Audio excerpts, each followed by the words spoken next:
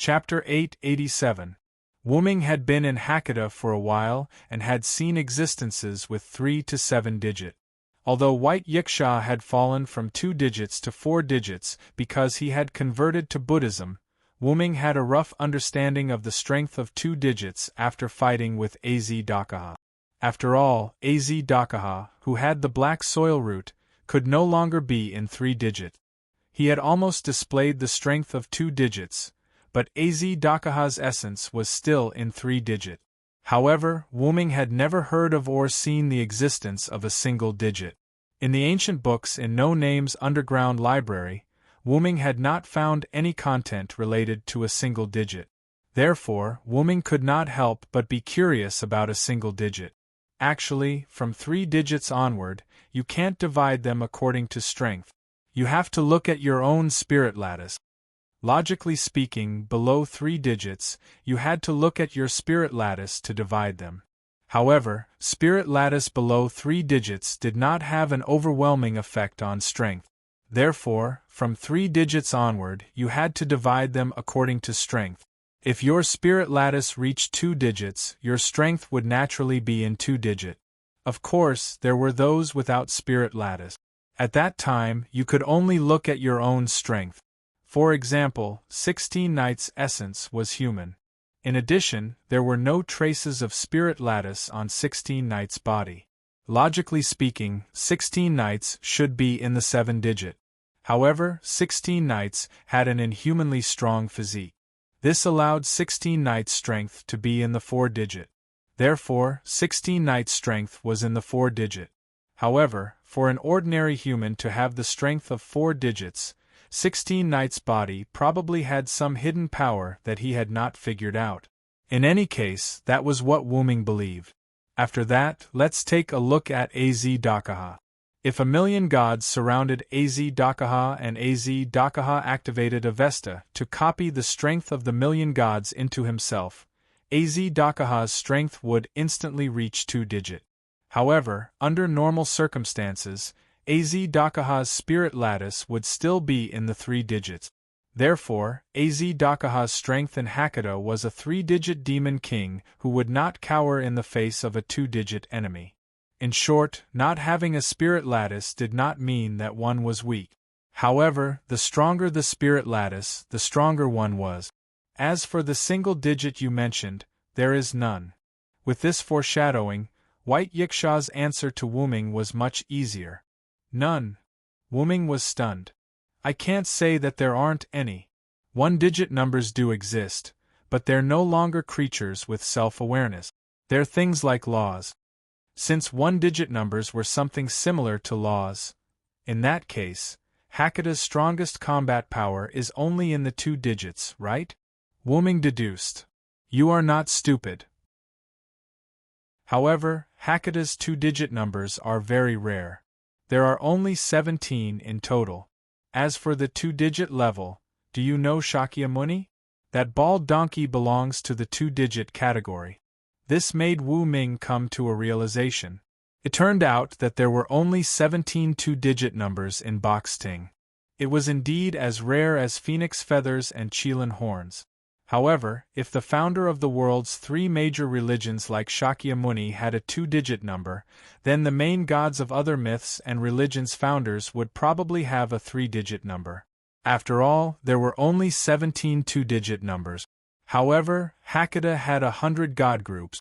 There were very few god groups that could have a 2-digit number. However, 3-digit god groups were almighty. Therefore, most of the main gods of the god groups should have a 3-digit number. Only a very small number of the main gods of the god groups should have a 4-digit number. Ordinary gods would have a 5-digit number. Therefore, Hakata had said that Absolute Evil's clone body had the strength of a god. After all, most of Absolute Evil's clone bodies had a 5-digit number. A 6-digit number was in existence with some ability. A 7-digit number was probably an ordinary person. That's why I've never heard of the existence of a single-digit number after being in Hakata for so long. This suspicious point had been resolved. No, if it were now, there would still be a single-digit number. White Yiksha said as he stared at Wu Ming. Are you referring to me? Wu Ming pointed at himself. I'm referring to you. White Yiksha smiled knowingly at Wu Ming. Didn't you reveal your true body when you destroyed Az Dakaha? Although I don't know how you hid your spirit lattice, your body leaked a trace of the aura of a spirit lattice. Based on that aura, I can determine that even if I return the Godhead and retrieve the spirit lattice, I won't be your match. Furthermore, it will be an overwhelming victory. Without a doubt, you aren't on the same level as us. You are undoubtedly a single-digit number. The so-called spirit lattice referred to heritage and merit. Hyunryong's heritage was Hyunryong's, and the Villow's merit was the Villow's. Drake was considered a figurehead. As the root dragon, Wu Ming didn't have any heritage or merit. Logically speaking, he didn't have a spirit lattice. Therefore, it wasn't that Wu Ming had hidden his spirit lattice, but that he really didn't have one. However, White Yiksha said that she had sensed it. As the root dragon, Wu Ming wasn't bound by the box court. Wu Ming guessed that his own status had replaced the spirit lattice, causing White Yiksha to make the wrong judgment. However, if one really only looked at Wu Ming's status, Wu Ming was indeed higher than any existence in the box court.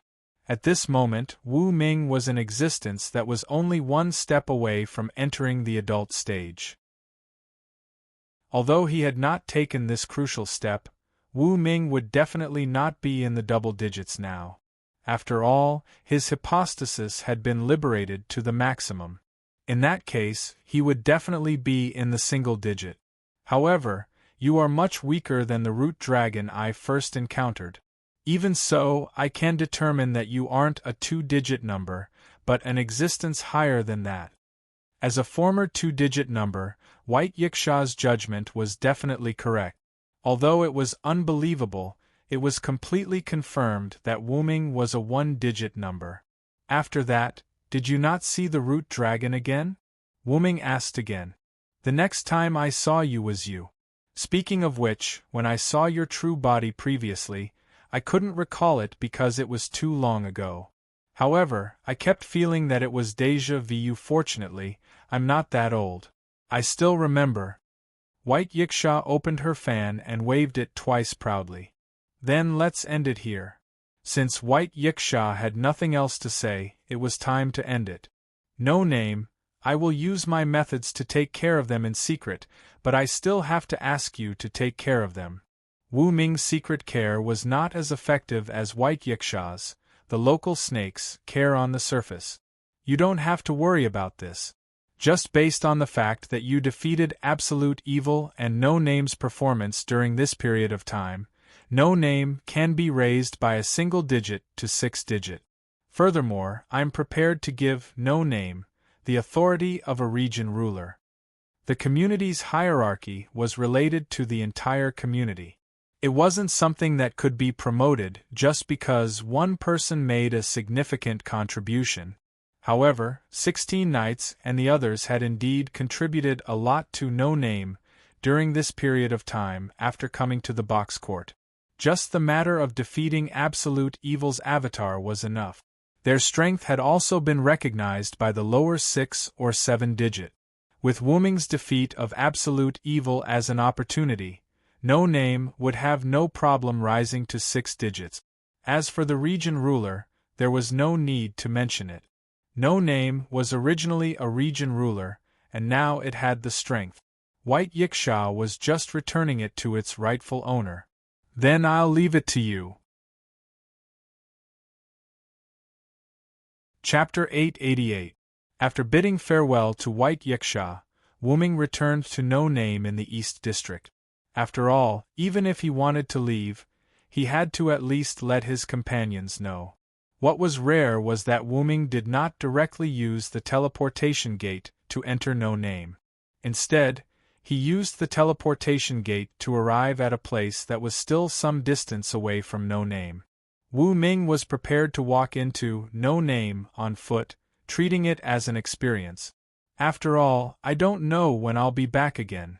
Wu Ming finished speaking and walked towards No Name. The first thing that entered Wuming's eyes were naturally the two stone giants guarding the door. Then, Pest appeared in front of Wuming's eyes. Pest stood at the door, as if he had guessed that Wuming would go through the main entrance, and quietly waited for him. "Master, Senior Letitia asked me to wait for you here," Pest called out with some reluctance and even bowed.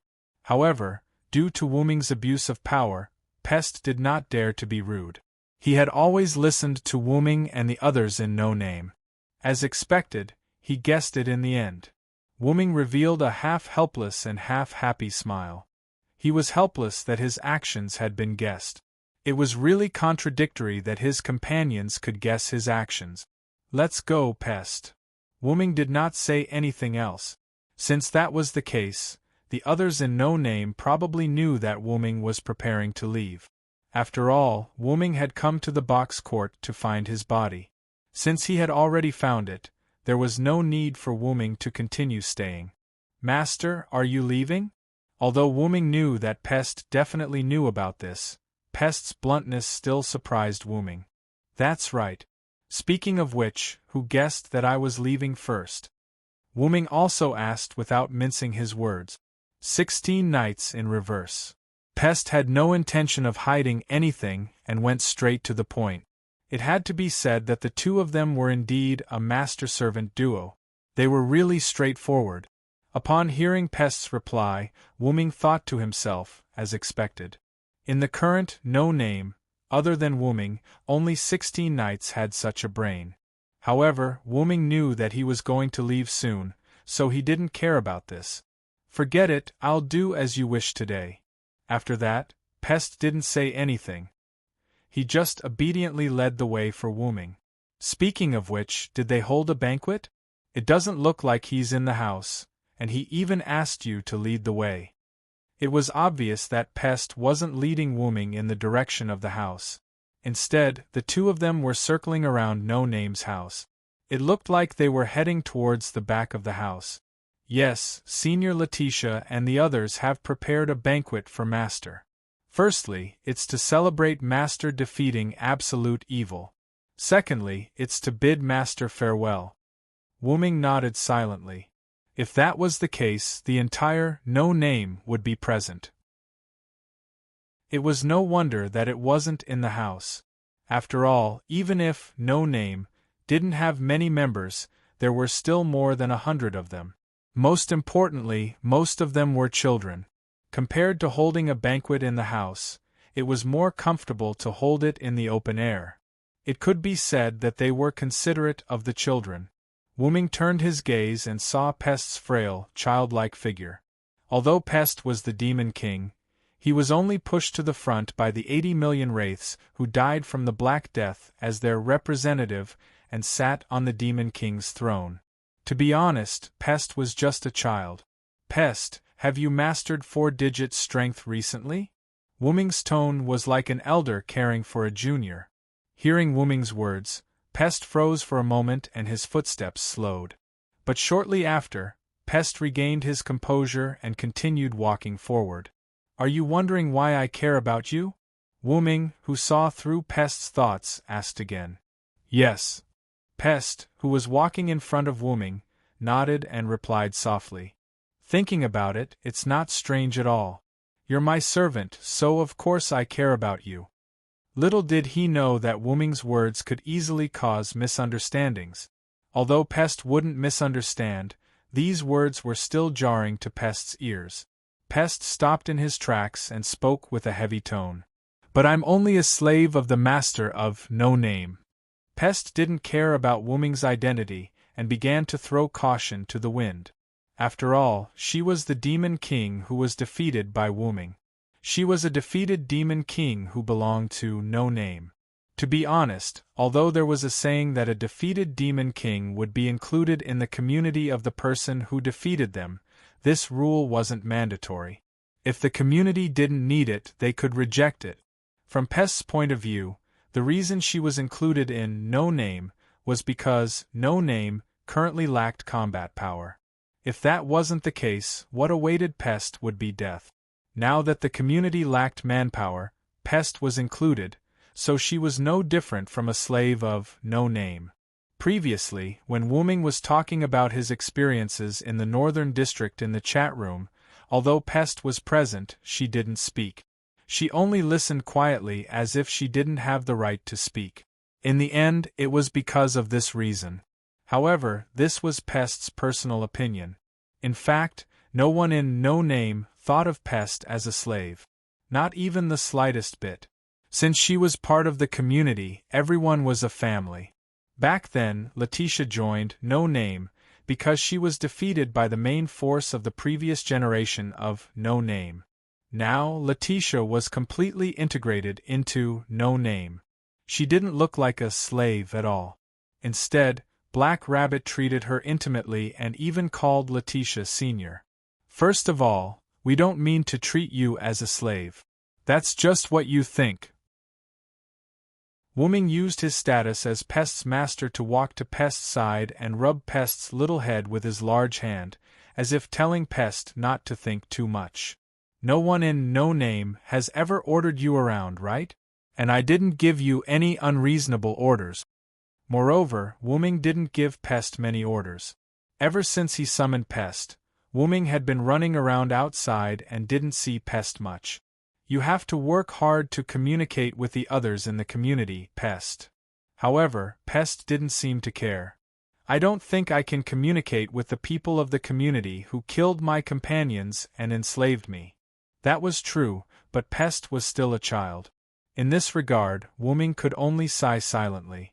Then, Wuming quietly reached his hand into the golden ripples that had opened up at some point and searched for something.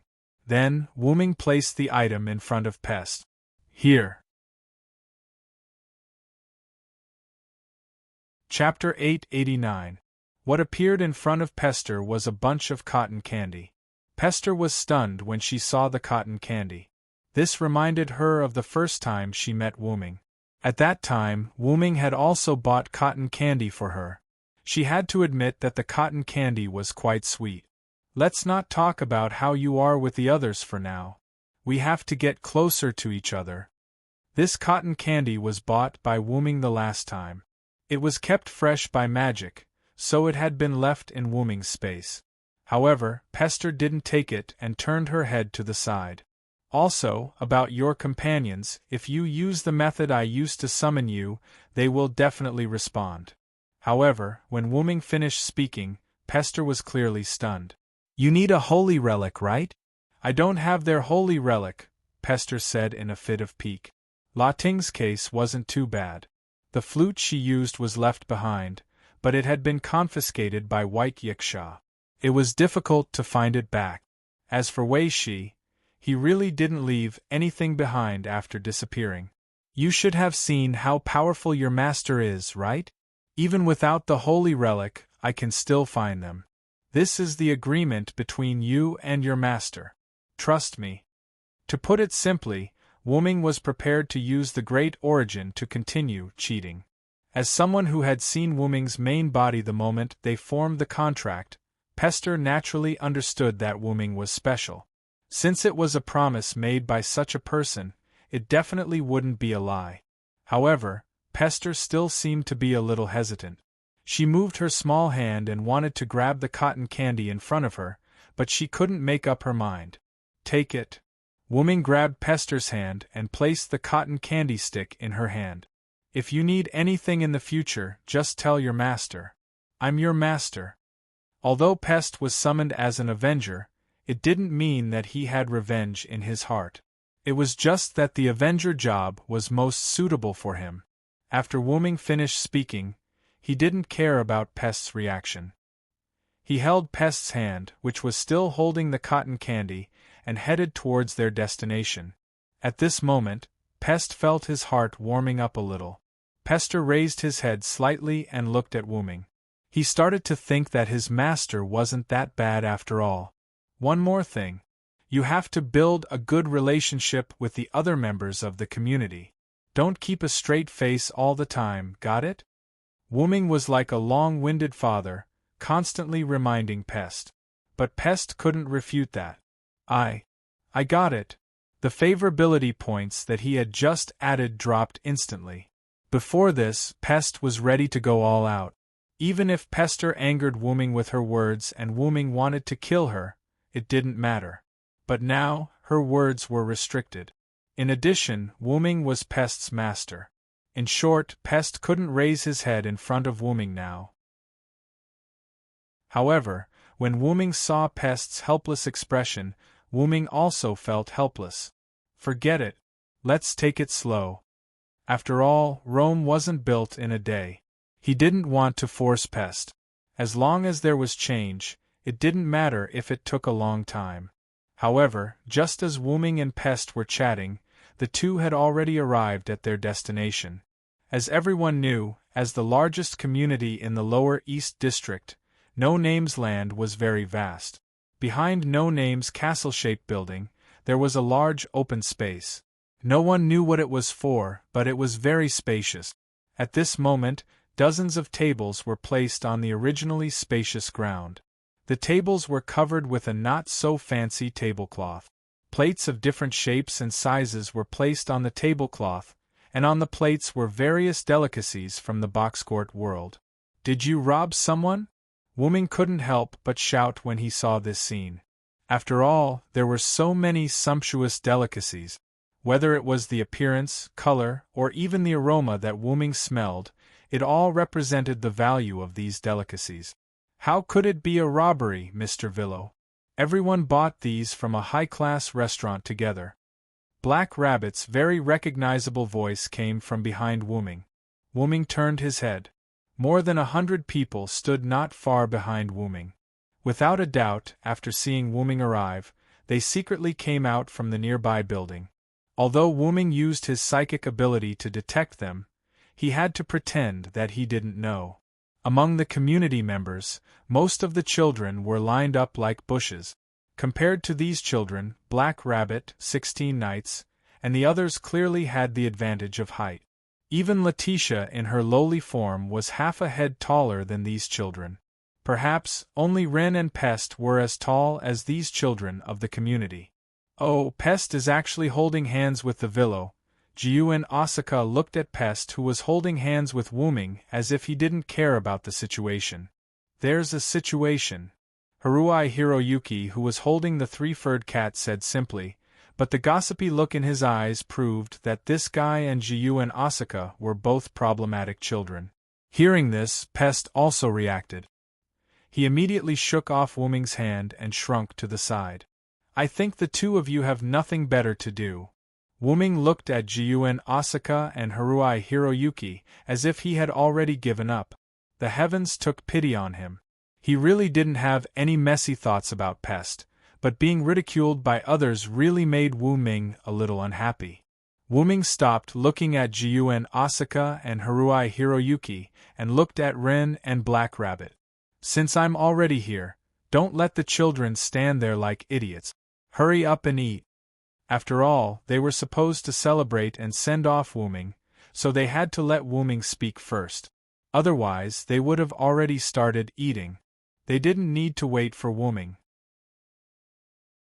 Wooming's sharp eyes noticed that many children were salivating.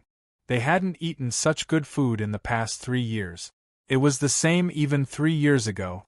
After all, 3 years ago, most of their teeth weren't fully grown yet.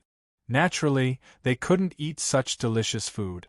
More importantly, 3 years ago, some of the children didn't even know how to walk yet. In short, they were basking in Wooming's glory today. "Alright, everyone. Since Mr. Villo is here, let's start the banquet?" "Oh, oh, oh!" The cheers of the children seemed to break through the sky.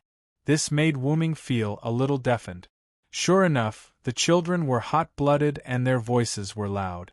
Under Black Rabbit's encouragement and lead, the children, including Ren, happily ran to the front of the tables and began the long-awaited journey of delicious food. Chapter 890. Even Pest was squeezed to the edge of the table by the crowd of over 100 children. However, Pest, who had never faced such a situation before, was instantly at a loss. He glanced at Wu Ming from time to time, trying to seek help from Wu Ming. However, only Wu Ming's lips responded to Pest, "Eat as much as you can." If it was said that some of the children in No Name had enjoyed such delicacies before, then Pest was the only one who had never seen such a sumptuous meal in front of him. After all, Pest couldn't even fill his stomach when he came to the box court. After coming to the box court, Pest, who was bent on revenge, had never enjoyed such delicacies before. The considerate Wu Ming naturally wouldn't stop Pest from enjoying the delicacies. Pest looked at Wu Ming resentfully and was still hesitating. But soon, Pest was surrounded by Lily and a few other warm-hearted children. He half willingly and half forced to enjoy the delicacies with them. As expected, they are a bunch of children. Wu Ming looked at this heartwarming scene and was in a rather good mood. Although it's a banquet held with the excuse of celebrating you, that's just a passing remark. It's actually just to let the children of the community enjoy a rare celebration. 16 Knights walked to Wu Ming's side and crossed his arms behind his head. He looked at the children of the community eating heartily with a smile on his face. I don't know when our Lord 16 Knights has become so arrogant. Wu Ming crossed his arms and looked at 16 Knights with the same gaze that Jiwa Sudara and Kasuga used to look at Wu Ming and Pest, mocking him. Oh, you want to play games with me? I'm very confident. 16 Knights' eyes flashed as he looked directly at Wu Ming. I don't want to play games with you. Wu Ming spread his arms and looked like he was surrendering. What a joke. Who could beat a problem child when it came to talking? Wu Ming would not ask for a snub. By the way, when did you start preparing? Wu Ming was naturally referring to the banquet in front of him. The dozens of tables of delicacies in front of him must have taken a lot of effort. Even if he counted from the time Wu Ming left to find White Yiksha, time was rather tight. Letitia, who did not participate in the banquet and was standing behind Wu Ming, suddenly spoke up. Master, actually, everyone has been planning this banquet to celebrate the community's continuous progress. It's just that you didn't know about it. Because they had already started preparing, the members of No Name were able to prepare these delicacies in such a short period of time. At the same time, it was precisely because 16th Night had already started preparing for it that celebrating and sending off Wu Ming was really just a matter of convenience. In other words, 16th Night wasn't lying. Ahem. Indeed, we should hold a banquet like this. Wu Ming ignored 16th Night's teasing gaze as he coughed. Since the community had begun to develop steadily, they could not always lead a hard life. How could it be that they were eating chaff when they had a house full of gold? Of course, no matter what, it had to be done in moderation. By the way, since it's a banquet, Letitia, there's no need for you to be my maid anymore. Join the banquet with Black Rabbit and the others. Look, aren't they greeting you? Wu Ming was not wrong. Black Rabbit, Lily, Run, and many other children of the community, as well as Jiuyuasuka and Kasuga Hikari, who had already joined the banquet, were all greeting them from time to time. I'm afraid they're calling for you, Master. Letitia playfully retorted. Letitia's words were not without reason. They might actually be calling for Wu Ming and the other two who had not yet joined the banquet. At that moment, Wu Ming could only smile and shake his head helplessly. Let's go. Although you're just a matter of convenience, we're still here to celebrate and send you off. After 16th Night finished speaking, she ignored Wu Ming and went straight to the banquet. I really don't know what to do with you guys. After all, Wu Ming had already said that he would follow the wishes of everyone in the community. If that was the case, then it was better to comply. Not sure if it was the universe or some other special space that stretched as far as the eye could see, there were large transparent yet opaque balls arranged in a regular pattern. A meteor was moving forward at a speed that normal people would not be able to see. It seemed as if there was no end to it. This was the gap between the worlds, a special space that had no end. Between the worlds. And that meteor was Wu Ming, who had left the box garden world. After happily attending the banquet, Wuming interacted with his no-name companions for a while, gave Letitia and Pest some instructions, and chatted with 16 Knights Reversal for a while. After that, Wuming left in an extremely natural manner, as though he was going out. There were no excessive goodbyes, no complicated words. It was really as if he was going out for a normal trip. At most, it could be considered as a long trip. Wuming left just like that. The main force of a no-name understood that Wuming's long trip this time was not simple. However, no one directly said it out loud. Instead, they treated it as normal. They did not think that Wuming would really not return. They all believed in Wuming and believed that he would definitely return soon. Just like what Wuming had said to White Yiksha and Vera previously, it was fine as long as they trusted Wuming. There was no need to care about anything else, and 16th Night, Black Rabbit, and the others did the same. As for why, perhaps this was what they meant by companions. Wuming collected his scattered thoughts, shook his head, and suppressed these thoughts. He then increased his flying speed. Because Wuming's body had spent a long time in the box garden world, his entire dragon body had been greatly strengthened. Therefore, even if he did not deliberately activate his phoenix transformation and only revealed his original body, it was already easy for him to reach this speed. At this moment, Wuming was preparing to use his body to fly through the gap between the worlds to return to the route. Because Wuming's backup machine was guarding the route, the entire route was hidden. Even the entrance was not the one that Wuming had seen before. Apart from using a special method to enter, or Wuming removing the route's concealment, there was no other way to enter the route.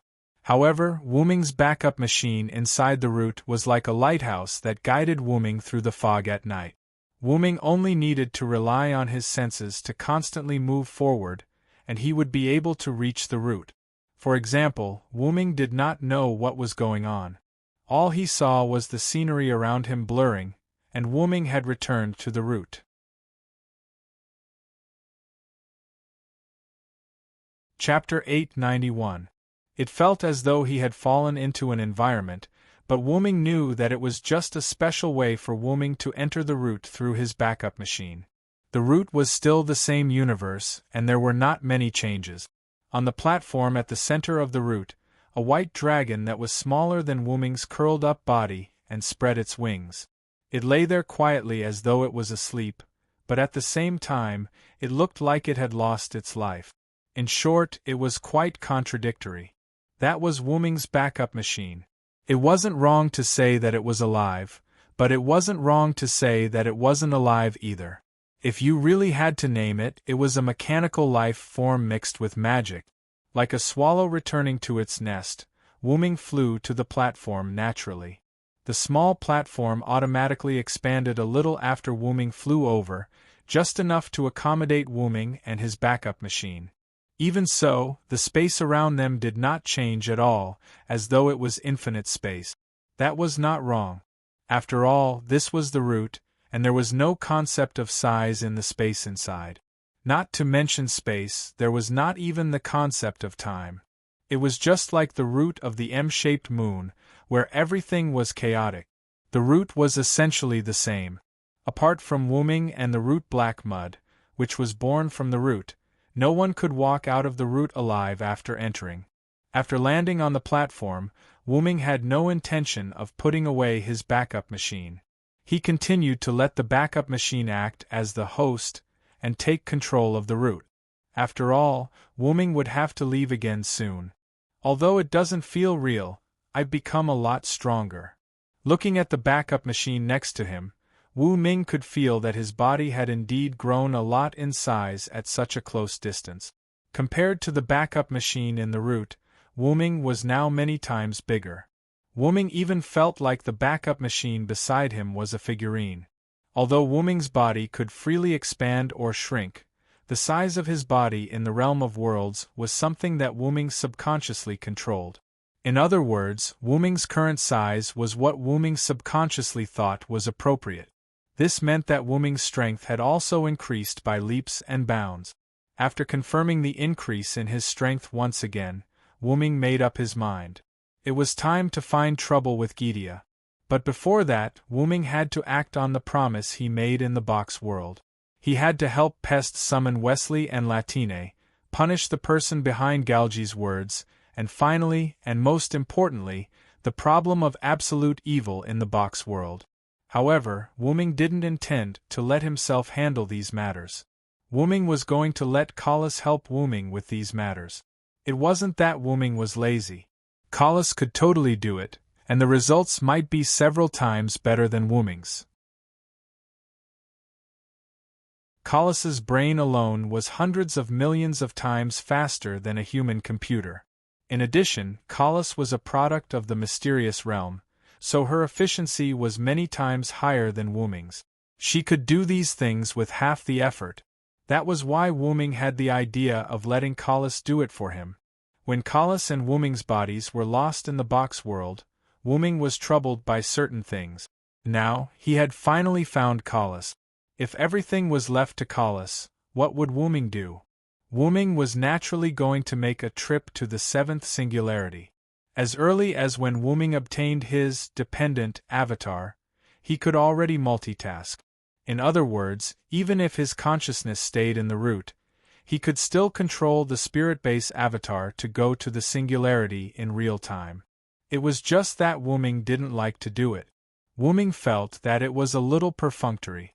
If he got used to it, he was afraid that the future Wu-ming would become a central processing machine. Although it would not cause schizophrenia, Wu-ming still liked to put all his consciousness into the spirit base avatar and use it to encounter anything in the singularity. Such words made Wu-ming feel like he was more like a human than the mysterious and noble origin dragon. Taking a step back, Wu-ming had already left the trivial things to Collis to prepare. If he stayed in the root, he would have nothing to do. So, he might as well put all his attention into the spirit base avatar and seriously deal with everything that he encountered. I suffered a big loss at Gorgon's hands. How can I not get back at him? After temporarily taking over control of the standby machine, Wu-ming lay on the platform. Some of the necessary details still had to be handled by Wu-ming himself. After that, he could leave it to Collis. I wonder how Tachika and the others are doing. According to Wu-ming's speculation, Tachika and the others should have reached the last singularity by now. Just in time. I can solve the problem of absolute evil while I'm at it. He decided to solve the problem of the singularity as soon as possible, and then go on a crusade against Gidia with Tachika and the others. Wu-ming stretched out his dragon claw and tapped the empty space in front of him. A naked spirit base avatar appeared in front of Wu-ming, and the face was exactly the face of Wu-ming's human form. Then, Wu-ming spoke to Enkidu and Collis. Enkidu, Collis, I'm counting on you. Wu-ming meant for Enkidu and Collis to accompany Wu-ming's spirit base to the singularity in the form of avatars. Enkidu didn't say anything. Instead, the golden heaven lock wrapped around Wu-ming's dragon claw arrived in front of Wu-ming's spirit base like a swimming dragon, causing a series of clanking sounds. The wedge at the tip of the heaven lock gently tapped Wu-ming's spirit base. In an instant, a silver-white chain appeared on Wu-ming's body. Not only that, but the silver-white chain also had a hint of gold, which made it look quite extraordinary. From this, it could be seen that Enkidu had already connected his avatar to Wu-ming's spirit base. Next was Collis's turn. Hum! A buzzing sound that sounded like an auditory hallucination appeared inside the great source. However, this wasn't an auditory hallucination, but rather the sound of Collis's movements. Wu-ming even felt his head vibrating slightly. Instantly, an invisible and mysterious signal like an electric wave was emitted from the dragon horn headpiece on Wu-ming's head. In the next second, a headpiece that looked like a dragon horn crown appeared on Wu-ming's avatar's head, shining with a light that seemed to be full of wisdom. At this moment, Collis had also completed the connection with Wu-ming's spirit base. Next, it's absolute evil.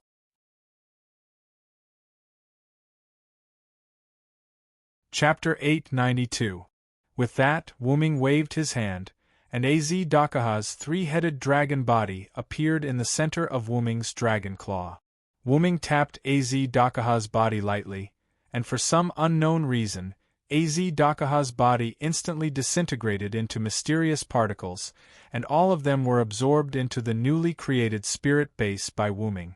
In that case, Kalas, you must complete the absolute evil problem first. After all, if he did not complete the absolute evil problem first, this spirit base would not be able to be used in the singularity. Yes, master. The dragon horn on Wuming's head responded. Then, Wuming gave Kalas the authority. After everything was ready, Wuming tapped his spirit base lightly. Go! A summoning magic circle appeared under the spirit base's feet, and in an instant, Wuming's spirit base disappeared. Kalas Enkidu, I'll leave it to you. Wuming finished and fell into a deep sleep. The moment Wuming fell into a deep sleep, the golden chains wrapped around Wuming's dragon claw rattled, and as if they were endless, they danced around the entire route, as if they were protecting Wuming, who was at the center of the platform. At the same time, the dragon horn on Wuming's head also glowed, as if it was using Wuming's authority to do something. Soon after, the entire route fell into darkness once more. Only the golden chains that covered the route and Wu Ming's dragon horn headdress shone, both of them fulfilling their duty to the fullest. In the northern fir forest, in an inconspicuous bush, a magic array suddenly appeared and glowed brightly. The light of the magic circle disappeared, and the magic circle lost its form, but a figure appeared in the bush. How did I end up here? Wuming walked out of the bush, took off the grass and other things on his body, and used magic to transform into a set of Uruk clothes. Wuming began to complain. By the way, this should be Gorgon's territory, right? How did I end up here? When Wuming inserted the spirit base into the Mesopotamia singularity, he clearly aimed in the direction of the Uruk, and Wuming thought that no matter what, he could at least get closer to the Uruk.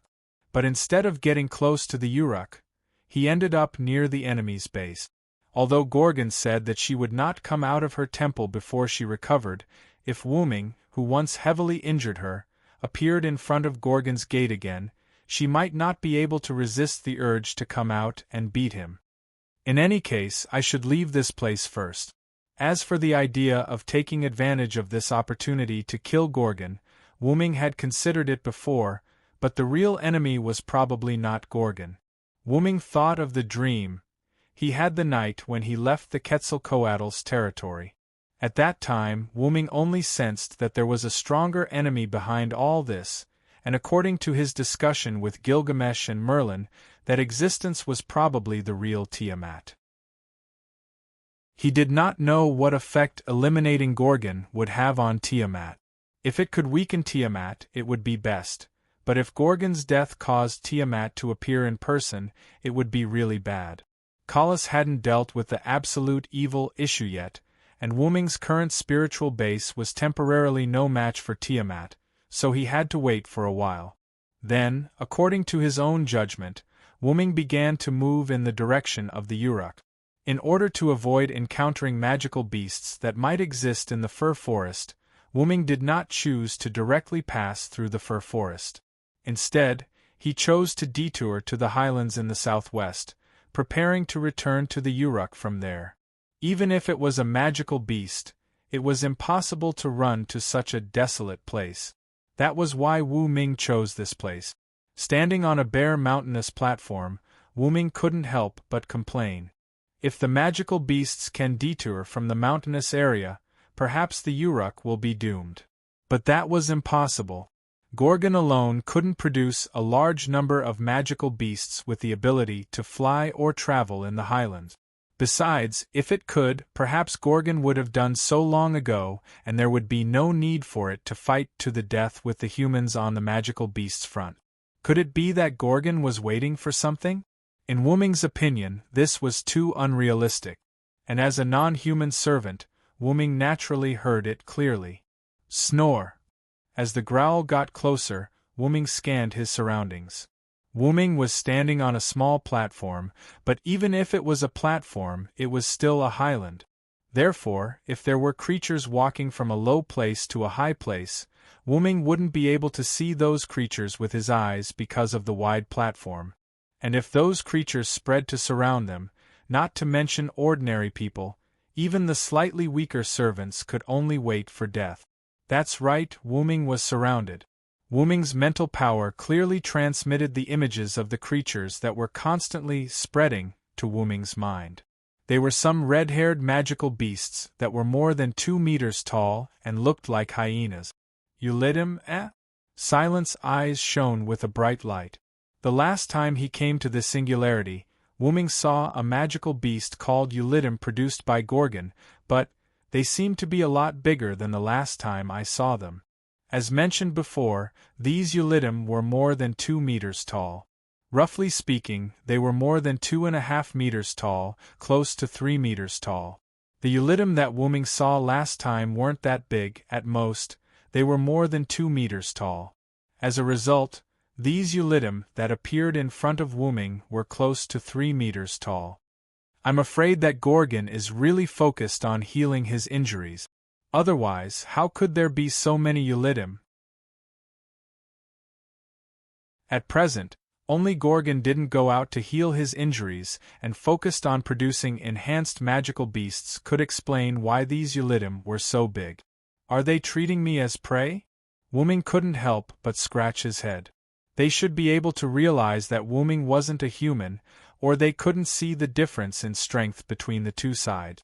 It was fine if they couldn't feel the difference in strength, but Wu-Ming was emitting a very dangerous aura at the moment. Magical beasts were also beasts, and their perception of danger wasn't as slow as humans. But even if they felt Wu-Ming's powerful aura, the Ulidim were still quite bold and bravely surrounded Wu-Ming. It seems that there is a leader behind the command. It was precisely because of the existence of a leader that these Ulidim didn't retreat because of Wu-Ming's aura. After all, hyenas relied on numbers to compete with leopards and lions for food.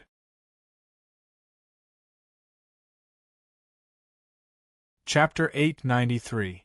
Unfortunately, at this moment, Wu-Ming was neither an ordinary person nor a weak servant. He was a divine servant with an extremely powerful spirit base index. It could only be said that the leader of Ulidim had found the wrong prey. Wu-Ming would treat them as prey instead. While Wu-Ming was thinking, all the Ulidim climbed up the platform and completely surrounded Wu-Ming. However, these Ulidim did not launch an attack. They just surrounded Wu-Ming as if waiting for something. Then, the earth began to tremble. Boom! Boom! Boom! A behemoth walked up from the mountainous platform. It was a red-haired, golden-haired kobold with a rag around its waist. Because it walked upright, it was much taller than the other Ulidim, and its body was full of muscles.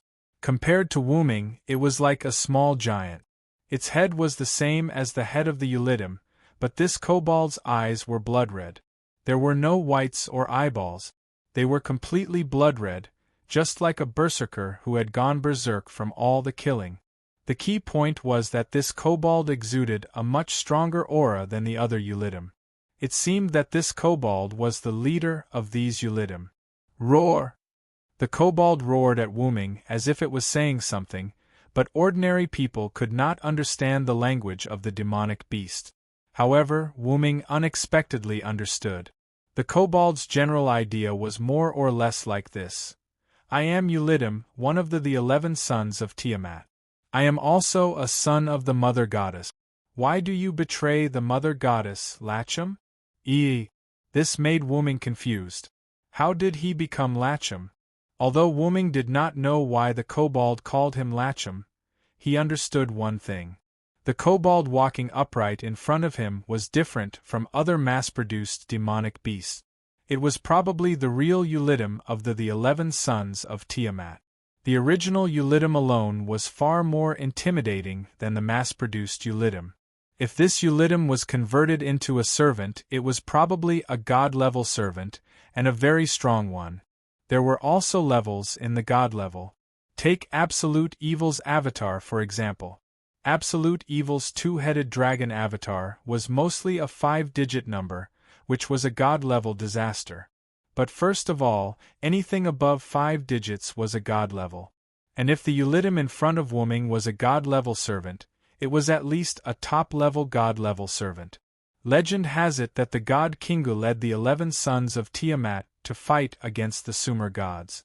Although the result was a defeat, the fact that the 11 sons of Tiamat could fight against the Sumer gods was enough to show the strength of the 11 sons of Tiamat.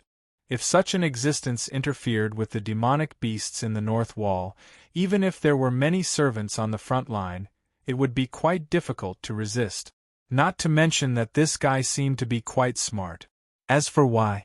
Just based on Wu Ming's encounter with Ulidim in this mountainous region. Wu Ming wanted to bypass the demonic beasts in the north wall through the southwest mountains and return to Uruk. And these Ulidim happened to ambush Wu Ming. Obviously, these Ulidim came here in advance. In that case, could Wu Ming think that these Ulidim were also preparing to bypass the demonic beasts and attack the Uruk?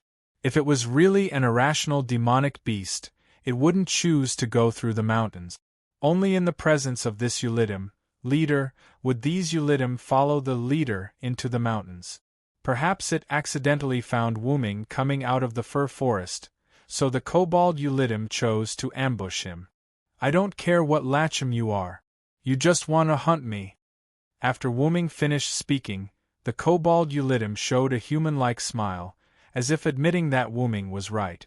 What a coincidence. I also want to hunt you, Honorable the 11 Sons. Wu Ming said.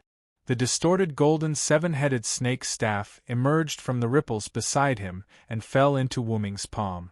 Wu Ming's spirit base was Rider, but that didn't stop Wu Ming from acting as a caster. Roar! The original Ulidim roared.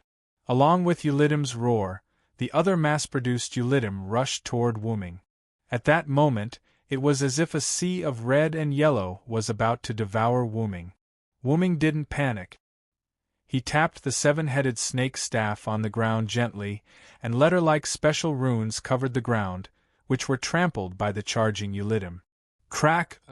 With a crack, the Ulidim closest to Wu Ming was instantly frozen.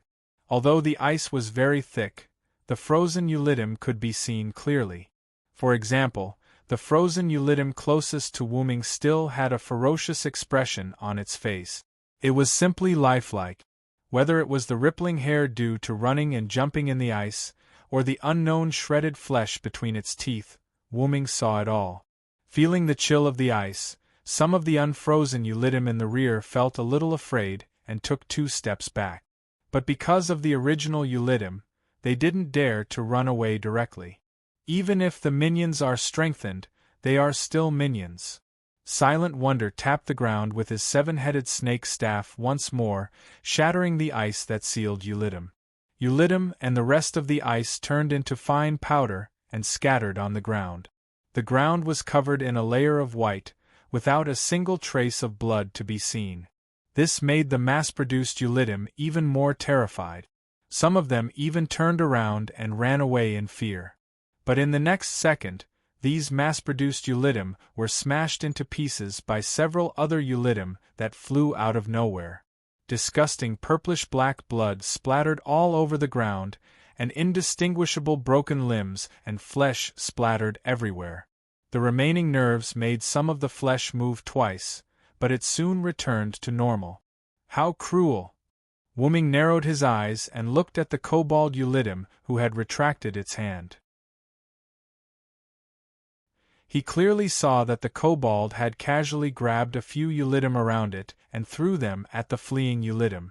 It seemed that the kobold didn't treat these mass-produced Ulidim as its own kind, but as tools instead.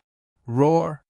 The kobold Ulidim roared a few more times, as if reprimanding these Ulidim for being useless. When the remaining Ulidim heard their leader's words, they slowly retreated from the platform.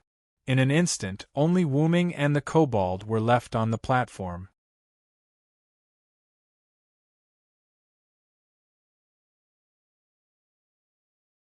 Chapter 894. Does this mean you want to duel me? Wu-ming saw through Yulidim's intentions. It wasn't hard to understand. After all, even if the mass-produced Yulidim rushed forward, it would be useless. As expected of the 11 sons of Tiamat. This guy isn't simple. He has some brains. Wu-ming thought to himself. Moreover, since he still chose to duel Wu-ming after seeing Wu-ming's methods, it meant that he was confident in his own strength. Moreover, he didn't show any mercy when dealing with the mass-produced Yulidim that were scared out of their wits. He didn't even treat the mass-produced Yulidim as his own kind and directly captured them as weapons to kill the few mass-produced Yulidim that tried to escape. In addition, this prototype Yulidim brought the mass-produced Yulidim to the southwest mountains. It was very likely that he wanted to bypass the front line of the demonic beasts and go to the Uruk. Such a smart, powerful, and resourceful demonic beast. If this guy was allowed to return to the fir forest, who knew how much damage it would cause to the demonic beast's front line? I can't let him go. This was Wu-ming's thought at the moment. Coincidentally, Yulidim also had the same thought at the moment. From the beginning, Yulidim commanded the mass-produced Yulidim to ambush and hunt. In fact, he was preparing to devour the traitor of the 11 sons of Tiamat. The cunning kobold Yulidim clearly knew that his compatriot Lachamu, Wu-ming, had betrayed the Mother Goddess. Hunting Lachamu would not only help the Mother Goddess get rid of a scourge, but it would also strengthen itself by devouring its own kind. Why not? I can't let him go. This was also Yulidim's thought at the moment. A servant and a demonic beast looked at each other. A battle was about to break out. Roar! Yulidim roared. He didn't use any weapons and rushed at Wu-ming barehanded. It seemed that he was very confident in his physical strength. Wu-ming, on the other hand, used the Yggdrasil spell on the staff of Anzirgong to test Yulidim. Fire, ice, holy light, darkness, lightning, and even poison. All sorts of magical attacks were unleashed by the staff of Anzirgon, but none of them had any effect on Yulidim. However, no matter what, these spells should have been able to hinder Yulidim for a moment or two. In the end, Yulidim didn't seem to be hindered at all. In the blink of an eye, it had reached Wu-ming's side and used its sharp claws to viciously swipe at Wu-ming. Although Tiamat and the 11 beasts were all defeated and killed by Sumer, this didn't mean that the 11 beasts were weak.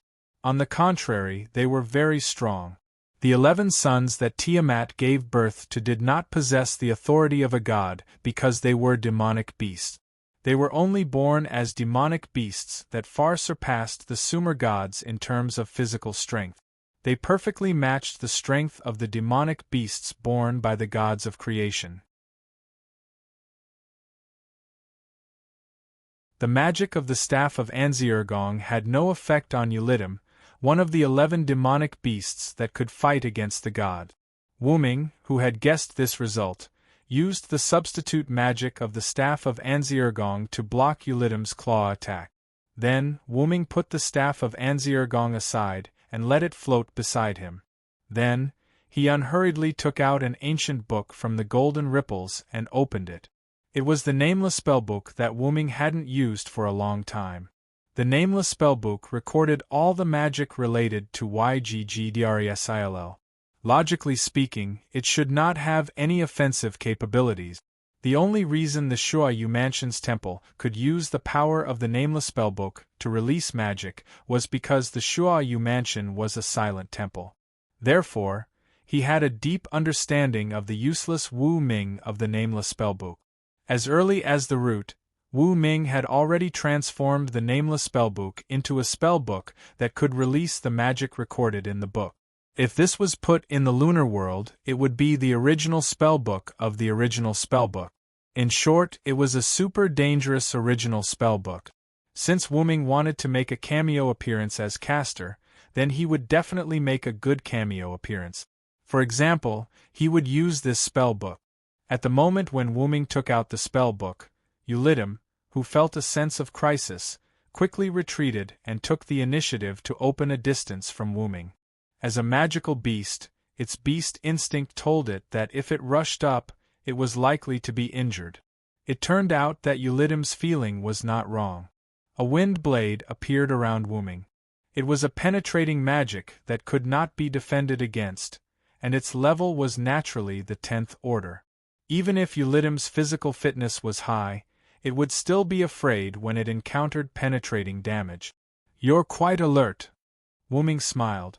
Indeed, if Ulydim rushed up just now, it would indeed be injured, or even lose an arm or a leg, so Ulydim and Wuming opened a distance. However, Silent Cry's initial goal wasn't to cast a penetrative Tier 10 spell, but rather a supreme spell. The penetrative Tier 10 spell was just a side dish that came along with it. At the moment when Wuming took out the Nameless Spellbook, he activated the plural supreme magic recorded in the Nameless Spellbook and entered the pre-roll. The supreme magic of Yggdrasil was a special skill with a very long pre-roll time.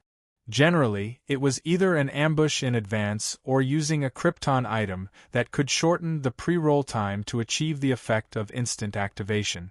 The supreme magic recorded in the Nameless Spellbook was not immune to this drawback, and it also had a very long pre-roll time. But coincidentally, Wuming happened to have a Krypton item that could shorten the pre-roll time to instant activation. If the kobold Ulydim had rushed up, Wuming would have immediately used the Krypton item, and Ulydim would have been covered by the supreme magic in an instant. But because of the penetrating magic surrounding Wuming, Ulydim did not rush up to Wuming, so Wuming did not activate the Krypton item. At the same time, because supreme magic users did not have any attack power when they were pre-roll, Ulydim was not too worried. It was only a little wary because of the penetrating magic surrounding Wuming. Simply put, it did not discover the existence of a supreme magic spell.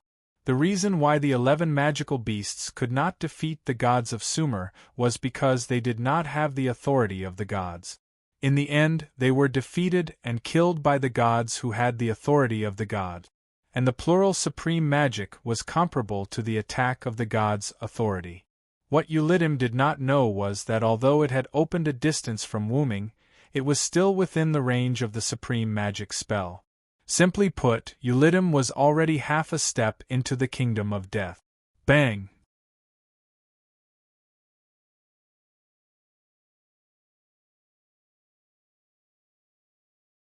Chapter 895. Wuming suddenly crushed the hourglass-like crystal in his hand. In an instant, extreme energy covered the surroundings with Wuming as the center. Sensing the danger, Ulydim's heart trembled. The other mass-produced Ulydim also fled in all directions, but it was all in vain. The white light of destruction covered them all in an instant. With Wuming as the center, a thick pillar of light appeared in the entire southwest mountain region. The pillar shot straight into the sky. The entire Mesopotamia shook, as if there was a major earthquake. Even the Abif mountain in the northwest was shaken. Although they were demonic beasts, they were still children raised by Mother Earth. At this moment, the earth was angry. Although the demonic beasts that were attacking the north wall didn't panic to the point of running away, they subconsciously stopped their current actions due to the earthquake and stood rooted to the ground. Leonidas I, who was commanding the soldiers, was also shocked by the earthquake. However, he quickly realized that the earthquake wouldn't affect the north wall much. Now! Therefore, Leonidas I took the opportunity to command the soldiers to deal a heavy blow to the demonic beasts that were rooted to the ground due to their instincts. But then, the demonic beasts seemed to have been commanded and retreated one after another. Leonidas and the soldiers weren't surprised. They didn't chase after the demonic beasts. Instead, they cleaned up the battlefield, rescuing the wounded, retrieving the corpses of the soldiers, cleaning up the wreckage of the demonic beasts. There were still many things to do. What happened over there?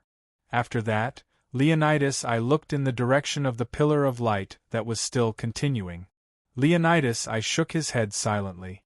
As the front line, all he needed to do was to defend. Anyway, King Gilgamesh in the Uruk must have seen it. There was no need for him to worry. Although the pterosaur acted as a carrier pigeon, It's still not as good as the wind demon. Leonidas, I muttered to himself. He turned around and joined the ranks of cleaning up the battlefield. Leonidas, I was right. The giant pillar of light covered such a wide area and was so powerful that the entire Mesopotamia could see it, not to mention the Uruk. The Uruk people all knelt on the ground. They all thought that God had appeared, and they all prayed devoutly. At the French skylight at the top of the tower, the sage king Gilgamesh, who had returned from searching for the elixir of immortality for half a year, and the current chief priest, Siduri, stood together at the window and looked towards the southwest. Originally, Siduri had rushed over to report the earthquake to Gilgamesh in a panic. However, under the influence of Gilgamesh's calm aura, Siduri had also become calm. When the earthquake gradually subsided and the pillar of light slowly faded, Gilgamesh finally spoke. Hyunryong's return has already caused such a huge impact. How ostentatious! Upon hearing this, Siduri's face lit up with joy. King Gilgamesh? Are you saying that Lord Hyunryong is back? Siduri was still wondering what made King Gilgamesh put aside his work and observe. It turned out that Lord Hyunryong was back. Since Wuming and Gorgon were both injured, Gorgon was seriously injured and returned to his temple to recuperate, and Wuming directly disappeared. The Uruk people fell into a temporary panic. After that, it was Gilgamesh who spoke again to cheer the people up. The people who had not completely separated themselves from the gods naturally fell into a depression once again because of Hyunryong's return to fight against the enemy. The most serious one was Siduri. As a god who sincerely cared for the people of Mesopotamia, Hyunryong's temple was close to the Uruk, and he worked for the people. Later on, he almost replaced the idol Ishtar as the Uruk city god. This made Siduri's devotion to Hyunryong surpass that of most other gods. She was even willing to sacrifice her life for Hyunryong. However, Hyunryong sacrificed himself in the process of fighting against the enemy god and disappeared again. How could this not make Siduri's heart not ache? However, as the chief priest, Siduri could not abandon her duties because of heartache and sadness. Perhaps because Gilgamesh noticed that Hyunryong's departure was a big blow to the Uruk, King Gilgamesh made a new speech to cheer up Siduri and even the entire Uruk people, and restore their previous extremely optimistic state. However, this did not mean that Siduri would not be sad about Hyunryong's departure. Almost every few days, Siduri would go to the temple abandoned by Hyunryong to pray. Therefore, Siduri was quite excited when she heard the news of Hyunryong's return. Probably Hyunryong wanted to go from the highlands in the southwest to the Uruk, but he encountered Tiamat's 11 magical beasts and fought with them. As Gilgamesh spoke, he returned to the throne behind him, sat down, picked up the clay tablet, and began to deal with various affairs. "My king, should I send someone to welcome Lord Xianlong?" Greeting the return of a deity that he had devoutly believed in was something that should be done. Not only that, since Wuming could fight with the enemy in the southwest, it must mean that there were enemies there.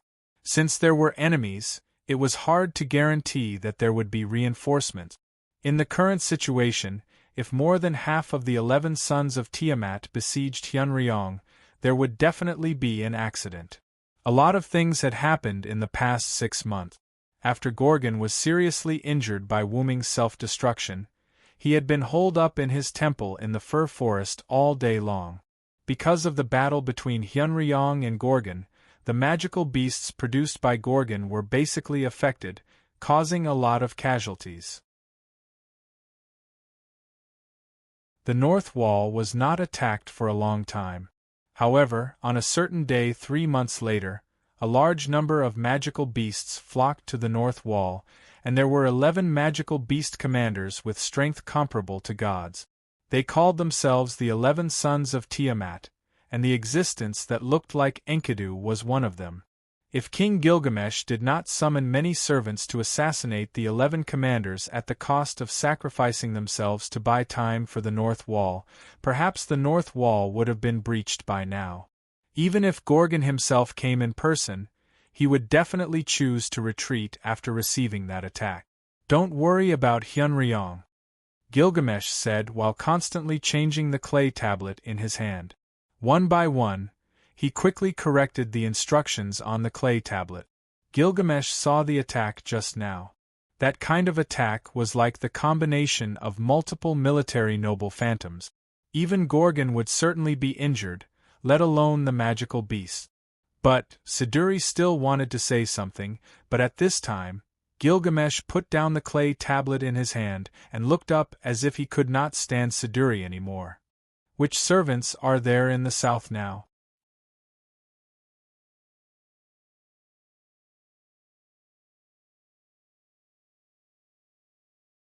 Chapter 896. Siduri's veiled face revealed a hint of joy. Judging from King Gilgamesh's words, did he agree to support and welcome Lord Hyunryong back? "Yes, my king. Chaldea has just been sent by my king to the southern jungle to support the feathered serpent god." However, before Siduri could finish her sentence, Gilgamesh instantly interrupted her. "Then let Chaldea welcome Hyunryong. Moreover, they have formed a bond with Hyunryong. They are the best candidate." After Gilgamesh finished speaking, he once again picked up the clay tablet with his clawed hand. At this moment, there were still many things waiting for him to deal with in Mesopotamia. He couldn't afford to waste a single second. If he delayed any longer, he wouldn't even have time to sleep. "Bond? My king, are you referring to the matter of the master of Chaldea possessing Lord Hyunryong's scale?"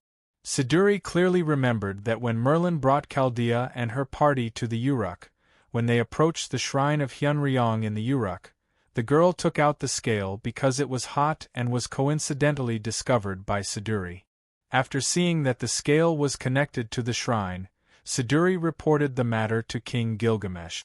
According to the master of Chaldea, the scale was a gift from a friend who had helped them in other singularities.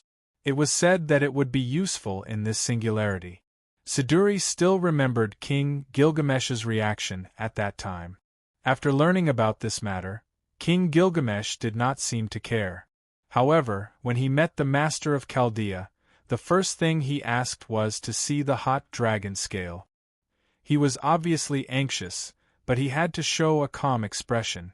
Siduri did not know what to say about King Gilgamesh. After confirming that it was a dragon scale condensed from Hyunryong's magic, Gilgamesh was very happy to give the master of Chaldea and her followers an extraordinary trial. At that time, Siduri wondered if King Gilgamesh wanted to kill Chaldea and her party. After that, it was said that the people in the Chaldea organization were in an uproar. It would be a joke if they died in the hands of their allies after passing through 6 singularities. However, because of this, Chaldea also confirmed that King Gilgamesh was really a former tyrant. In short, a certain person who sounded like a loser to Siduri had a shadow in her heart. In the end, it was King Gilgamesh's court magician, Merlin, who brought Chaldea and her party back. Under the condition of not touching King Gilgamesh's bottom line, he helped Chaldea and her party a little. This allowed Chaldea and her party to barely pass the trial. This king is especially strict with outsiders who suddenly join because the entire Mesopotamia has become extremely dangerous. Although you barely passed, you completed it with the help of Merlin. This is enough to prove that you are not qualified. You should train in the Uruk for a period of time first, bastards. Siduri wanted to complain. It was King Gilgamesh who was interested in Chaldea and her party because King Hyunryong entrusted them with a dragon scale and went overboard. However, what King Gilgamesh said was true. The current situation in Mesopotamia was extremely dangerous. The strengthened demons and the number of demon commanders that still existed not only made the northern wall miserable, but also made Uruk, the rear of the army, constantly vigilant. One of the 11 sons of Tiamat, a 4-legged serpent-type demon known as Musu Hushio. Half a year ago, when the 11 demon commanders appeared, They led a large number of Musu Hushio to attack Uruk from underground. Because of the sudden attack, they had to sacrifice a servant called Saber, swordsman, summoned by King Gilgamesh to suppress the demons that attacked from the ground. However, the demonic beast commander who personally led the demonic beasts to attack was also killed. In terms of war losses, neither side gained an advantage. The demonic beasts lost an extremely powerful demonic beast commander, and the human side lost an equally powerful servant. Although there were no more incidents of monsters attacking from underground, Gilgamesh still carried out a defense against the monsters underground. In a very short period of time, he successfully developed a powerful barrier called Nabiston's Tooth and buried it under the Uruk. Not only that, King Gilgamesh also carried out a series of defenses against the sky, the two rivers, the Persian Gulf, and even the highlands in the southwest. Even Siduri had to admit that King Gilgamesh was really a genius. But strangely, since the beginning of Hushio's surprise attack on the Uruk, there were no such monster attacks in the past 6 months. Perhaps they were too cautious, but almost all the monsters attacked from the north. However, King Gilgamesh proposed the possibility of waiting for the humans to relax and then take them down in one fell swoop. Therefore, even if there were no monster attacks, they had to be vigilant in the rear. Therefore, when Gilgamesh said that the master of Chaldea was not qualified, he was not completely looking for an excuse. There was a certain reason behind it. After that, King Gilgamesh arranged the so-called Chaldean embassy for Chaldea's group in the Uruk. He really let them do a variety of things in the Uruk, such as building walls, weeding, feeding livestock, shearing sheep, removing rats in the sewer, and other things that were quite boring but interesting. The significance of this was that Chaldea's master and her followers had successfully integrated into the Uruk. And just yesterday, after Siduri reported the situation of Chaldea's master to King Gilgamesh received information from the Quetzalcoatl through the small pterosaur. A large number of monsters had been discovered in the southern jungles, and there were even signs of monsters coming ashore from the Persian Gulf. However, the monsters had become their own people, and the Quetzalcoatl worked together with Gilgamesh's soldiers to repel them. Although such a situation was rare, monsters would invade from the southwest jungles and the Persian Gulf from time to time. But since it was related to monsters, the Quetzalcoatl would still report it to Gilgamesh. However, Gilgamesh did not pay much attention to it. After all, monsters did try to invade from the south jungles and the Persian Gulf from time to time. Therefore, after realizing that Chaldea's group had enough time to train, Gilgamesh gave them their first mission, which was to support the Quetzalcoatl in the south. However, Gilgamesh understood one thing at this moment. Through the light beam on the southwest plateau today, he could confirm that the monster commanders seemed to be planning something again. However, when he thought about how they had coincidentally bumped into Wuming, Gilgamesh faintly wanted to laugh. This was the so-called coming at the right time.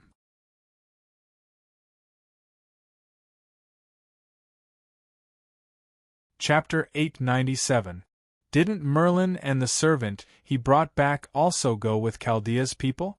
Use the small pterosaur provided by the Quetzalcoatl to convey the news to Merlin, and let him tell the Chaldea's people that after meeting with Hyunryong, they must listen to Hyunryong's instructions just like this king.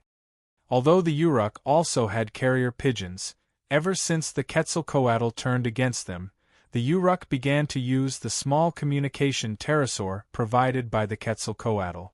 It had to be said that this small pterosaur was better than the carrier pigeons in all aspects.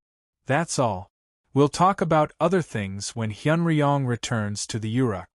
After Gilgamesh finished speaking, he stopped talking and focused on dealing with various matters on the clay tablet. Yes, King, I'll do it right away. Siduri responded and left the throne room. Southern jungle. The hot and humid environment made the group of people who came from the Uruk to support them suffer. Especially Gudatsi, The people accompanying her were either servants or subservants. Only Godotsi was a pure human. Moreover, the magic concentration in Kanzaki was much higher than in the sixth singularity. If it weren't for the magic dress specially made for Godotsi by Leonardo da Vinci, perhaps Godotsi wouldn't be able to move so freely in this singularity. However, even with the magic dress, the magic atmosphere of Kanzaki and the humid tropical jungle still made Godotsi breathless. Leopard Man, San, haven't we arrived yet? Matthew, who noticed that his senpai was quite uncomfortable at the moment, asked the servant leading them in front, the god Sama who claimed to be the Leopard Man but seemed to be a comedic character. As Matthew understood, this servant looked like an older girl wearing a leopard costume. The item on the ground that looked like a spear was more like a large toy than a weapon. Right away, the Leopard Man, who was defined as a strange servant by Matthew, turned around and smiled at Matthew rather reluctantly. Matthew was already immune to the Leopard Man's joking because she said this sentence several times. However, Matthew still noticed that the Leopard Man's expression was slightly depressed at the moment. Leopard Man, San, are you okay? Matthew, who fully displayed his little personality, asked with concern. It's okay, how could the Leopard Man be frightened by the earthquake just now? Ah. There was no doubt that Miss Leopard Man was frightened. That was what Matthew judged. The appearance of the giant pillar of light caused the earthquake, and at that time, they happened to meet the Leopard Man outside the jungle who was about to lead them. Because the sudden earthquake was very close to the southern jungle, Godotsi directly fell to the ground. Matthew barely supported his body to protect Godotsi, so as to prevent the surrounding trees from collapsing and causing harm to Godotsi. However, it seemed that the earth and trees in Kanagawa were extremely tough, and there were no signs of trees collapsing or the ground cracking. In the end, the leopard people, who had senses that surpassed that of wild beasts, were the ones who received the most severe effects, to the point of being ridiculously severe. The Leopard Man was so scared that he buried his head in the ground. Although this ostrich-like behavior was worthy of ridicule, what was more worthy of ridicule was that, burying one's head in the ground should be more affected by the earthquake. After all, it was the earth that was shaking. In short, after the earthquake ended for some time, the Leopard Man pulled his head out of the ground in a daze, and he looked like he was about to leave. After that, when the Leopard Man led the way for them, he looked like he was trembling with fear. In short, the Leopard Man at this moment was very unreliable. Matthew, who understood this, sighed helplessly, but even if they didn't know when they would reach their destination, they still had to go on. Thinking of this, Matthew looked at the cloaked girl who followed them silently behind them, the servant who claimed to be Anna. Anna, who was good at using scythes, didn't panic much during the earthquake. She was almost unaffected by the earthquake. It could only be said that even if she was petite and looked weak, she was still worthy of being called a servant. Subconsciously, Matthew felt that he was still immature. As for the Leopard Man, Matthew subconsciously ignored her. Miss Anna, do you know where Merlin went? Matthew asked Anna. Originally, as a court magician, Merlin should have stayed in the Uruk temple to serve King Gilgamesh, but under King Gilgamesh's order, May, as a court magician, and Anna followed Godotsi and Matthew to the southern jungle. As for why Matthew asked Anna this, it was entirely because Merlin told Anna to remember to protect the two of them during the earthquake and quickly left. I don't know, probably he went to the epicenter. Hearing Matthew's question, Anna's purple eyes under the cloak looked at the place where the giant pillar of light appeared before, and no one knew what she was thinking. Seeing this, Matthew also looked at the place where the giant pillar of light appeared before. When Merlin left, he did go in that direction. Probably he really went to investigate the situation. Mr. Merlin is really reliable. Matthew thought so. After that, Matthew saw that Anna didn't answer anymore, so he didn't ask anymore. After all, a good relationship has to be done step by step. On the other side, in the place where the giant pillar of light disappeared, Merlin, unlike Castor, walked quickly in the mountains and jumped to a relatively high mountain. Oh, this is really amazing. Fufu heard the sound of someone wanting to kick someone. Not far from Merlin, there was a huge pit that could be called a basin. This huge pit was the trace of the giant pillar of light. Around the huge pit, and even in the center, there was a thick black smoke, but the black smoke was dissipating quickly. If you don't look closely, you won't see it at all. As expected of a Villo, it seems that those magical beasts should have been killed by you. Merlin didn't know who he was talking to, but his tone of praise was a little funny. You mean the kobold? Wuming's figure slowly came out of the smoke. Although he came out of the smoke, Wuming's clothes didn't have the slightest trace of contamination. Merlin judged that Wuming probably wrapped himself with magic to avoid being contaminated by the smoke. But this guy is really strong, worthy of being one of the 11 sons of Tiamat. Merlin, who was looking in the direction of Wuming, slightly widened his eyes. Because behind Wuming, a huge kobold body was following Wuming. No, it wasn't following Wu Ming. Instead, it was being dragged by Wu Ming with one hand.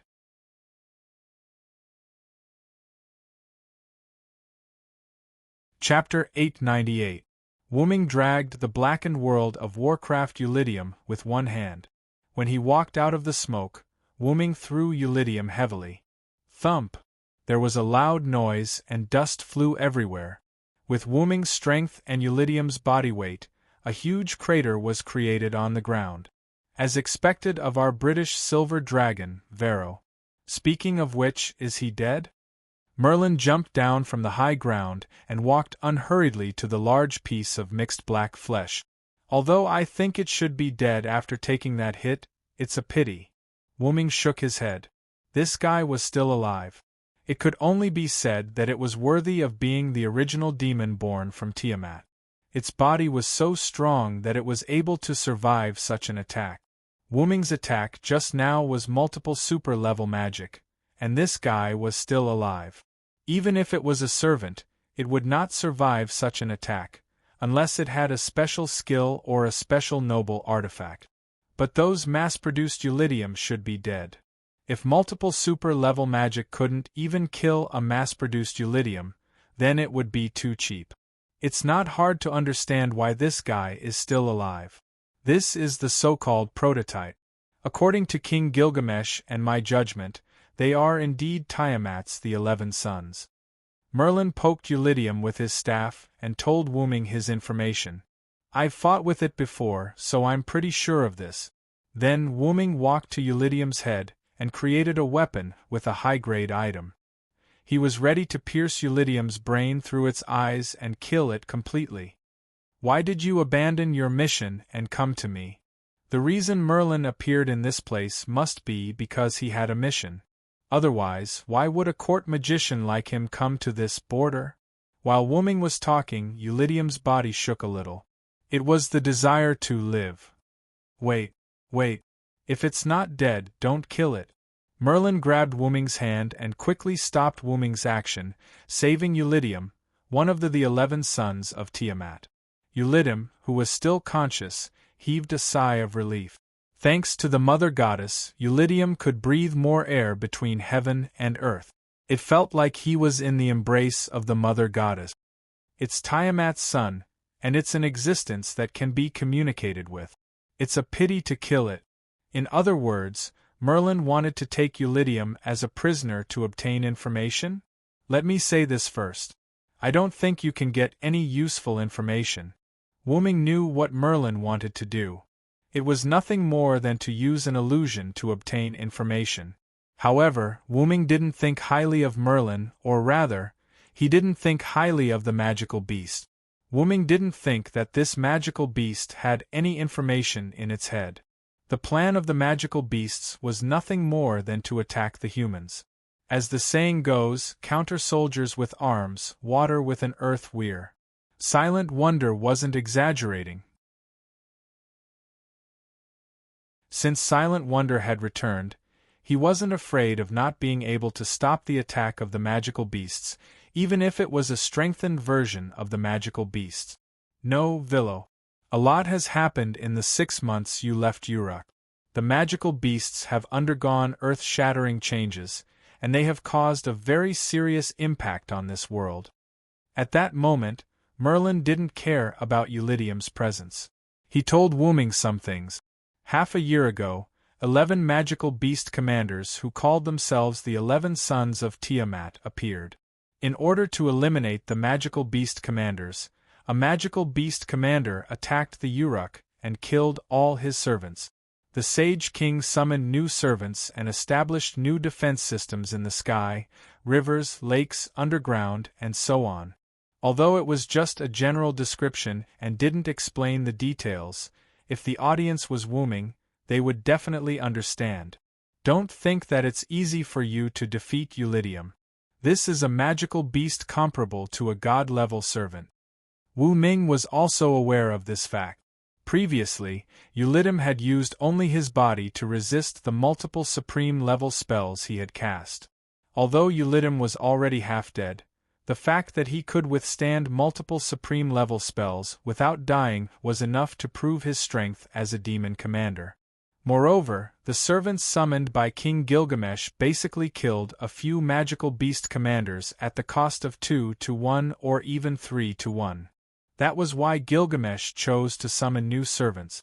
After all, there was a shortage of manpower. It seemed that the Uruk side was able to eliminate the magical beast commander that attacked the Uruk in a suicidal manner. It could be said that they took a big advantage. However, Wuming said this. I really didn't mean to underestimate the magical beast commander.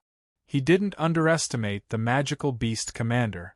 This made Merlin feel very helpless, so Merlin continued to explain. Since the magical beast commander has good wisdom, then we can't treat the magical beasts as beasts. Merlin's implication was that they must treat the other side as a country where soldiers are magical beasts. Since they could capture one of the generals alive, naturally, they couldn't kill it easily. They had to squeeze out the last bit of value before killing it. If this kobold Eulydium knew about this, he would definitely call Merlin a monster. Anyway, I didn't mean to refute you.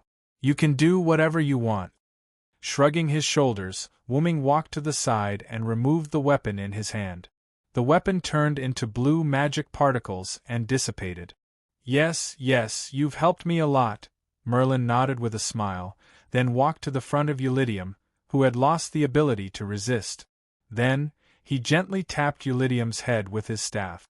All right, Eulydium of Warcraft, relax. I'll be gentle. I'll take care of you like a dream. Then, Eulydium fell into an illusion that Wuming could not see. After about a minute or two, Merlin dispelled the hallucinating spell, and the last trace of Eulydium's life force dissipated. What did you do to it? Wuming glanced at the lifeless Eulydium, then looked at Merlin strangely. Ahahaha, nothing, Merlin laughed proudly, which made Wuming speechless. It had to be said that in comparison, Merlin was even more ruthless than Wuming. Anyway, I've already obtained information about the magical beasts. Then, Merlin quietly looked at Wuming. How about it, Villo? Do you want to hear it? Wuming snapped his fingers in response to Merlin. Pah! The instant he snapped his fingers, Eulydium's corpse instantly burst into flames. Although Eulydium had said that he wanted to eat Wuming, Wuming was not perverted enough to eat Eulydium. However, the sudden burst of flames gave Merlin a fright. Clearly, this was Wuming's answer to Merlin's question. Okay, calm down, I'll tell you now. As the flames burned, Merlin told him the information he had obtained from Eulydium's mind.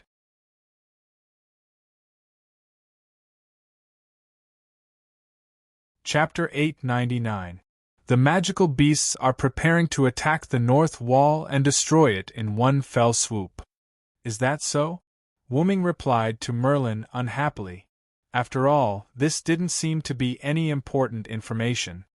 Not only that, the magical beasts are also preparing to launch a fierce feint attack on humans from the mountains in the northeast, the Persian Gulf in the southeast, and the highlands in the southwest. Depending on the conditions, they will turn the feint attack into their main force. If that's the case, we will be in danger. The strengthened magical beasts posed a great threat to humans. If 2 or 3 people could barely deal with an ordinary magical beast in the past, now it would take nearly 10 people to deal with an ordinary magical beast. Moreover, if it weren't for King Gilgamesh calmly issuing new defense regulations and strengthening the defenses of the North Wall and even other areas, the Uruk wouldn't have been able to hold on for more than half a year. But even so, the North Wall could only barely hold on. It wouldn't be surprising if it was broken through at any time. And if the number of magical beasts was large enough to besiege the Uruk from all directions, the humans in Mesopotamia would be completely finished. Merlin told Wu Ming about this analysis and also some details about the magical beasts, reminding Wu Ming not to underestimate them. I see, it's already that serious. At this moment, Wu Ming had a thorough understanding of the current situation. Wu Ming even wondered if Gedia had made some changes to the last singularity. Then, Wu Ming realized a problem. Speaking of which, does the commander of the magical beasts want to break the agreement of the 3 goddesses and include the Quetzalcoatl in the attack? Or has the fact that the Quetzalcoatl changed sides been exposed? The mountains in the southwest were adjacent to the forest of the Quetzalcoatl. Even if they went around the edge of the Uruk, they would still be considered to have stepped into the territory of the Quetzalcoatl. However, if they did so, they would be considered to have crossed the border. Therefore, if they wanted to cross the border and attack the Uruk from the southwest, they would have to face the wrath of the Quetzalcoatl. Although the commander of the beasts was at the level of a deity, the Quetzalcoatl was still one of the 3 goddesses in the alliance, an existence equal to Gorgon. Since they were intelligent, they wouldn't do something so ridiculous. Because the goddess of the underworld is unable to leave the underworld, the magical beast commanders haven't had any designs on her for the time being. I don't know whether the feathered god has been exposed or not, but from Ulidim's memories, the feathered god has indeed been included in their list of targets to be destroyed along with the humans. Through Ulidim's memories, Merlin knew that there would be a new magic beast commander coming to support Ulidim, preparing to annihilate the humans along with the feathered god. As for whether or not the feathered god's betrayal of the 3 goddesses' alliance was exposed, Merlin had no way of knowing. If the feathered god has to face more than 3 magical beast commanders, I'm afraid it will be difficult for the feathered god to deal with them, Merlin judged. The Quetzalcoatl that appeared in this world was only a servant. Even if it was a servant at the level of a god, it was still a clone. When facing the 11 sons of Tiamat, it was inevitable that it would not be able to do much. It's better not to underestimate the feathered god. Wu Ming did not think that the feathered god, as the main deity of South America, would be weak.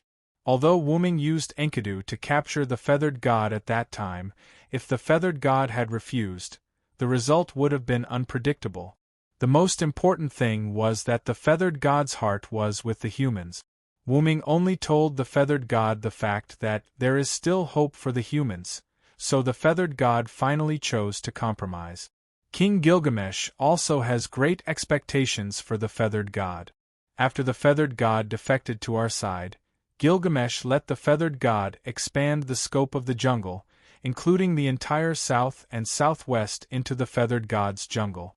This is to guard against the magical beasts that try to bypass the north wall from the southwest plateau. Letting the feathered god guard the southwest was part of Gilgamesh's defense plan. However, it's better to be cautious. The servants on the human side dared to gamble, but the humans could not afford to gamble at the moment. If they failed, it was likely that they would lose everything. I'll go back to Uruk first and see the king. The current situation was not something that Wu Ming and Merlin could decide. They had to discuss it with Gilgamesh. By the way, why did you come to the remote border? Merlin didn't answer this question from the beginning. If it wasn't for the fact that Wu Ming was going to Uruk to find Gilgamesh, He almost forgot to ask Merlin the purpose of coming here. Ha ha ha, actually, I accompanied the people of Chaldea to support the feathered god. When Merlin said that, Wu Ming's eyes lit up. Sure enough, Tachika and the others have arrived. They just arrived in Uruk not long ago. After being trained by King Gilgamesh, they began to carry out the king's first order. And that order was to support the jungle in the south. Sure enough, the speed of time passing is not the same. Wu Ming said to himself for a while. The speed of time passing was not the same. Wu Ming already knew that, so Wu Ming didn't make a fuss about it.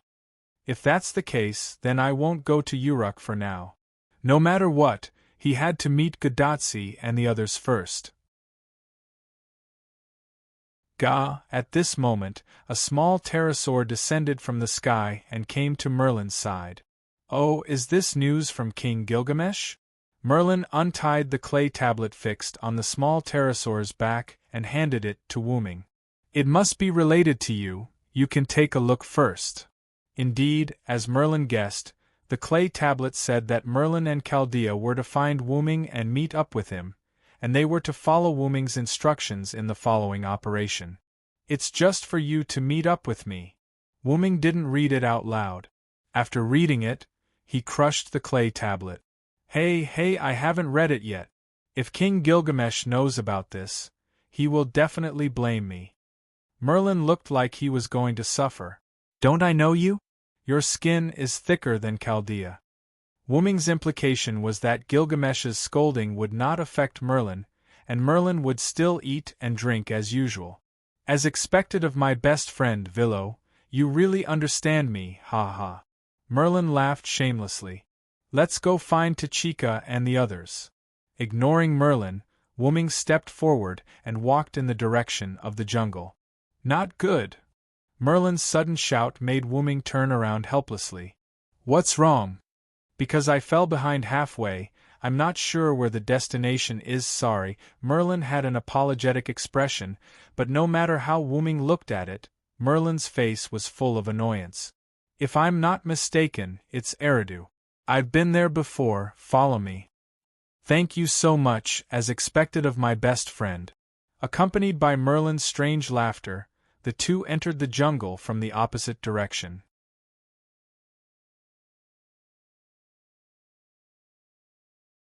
Chapter 900. Oh.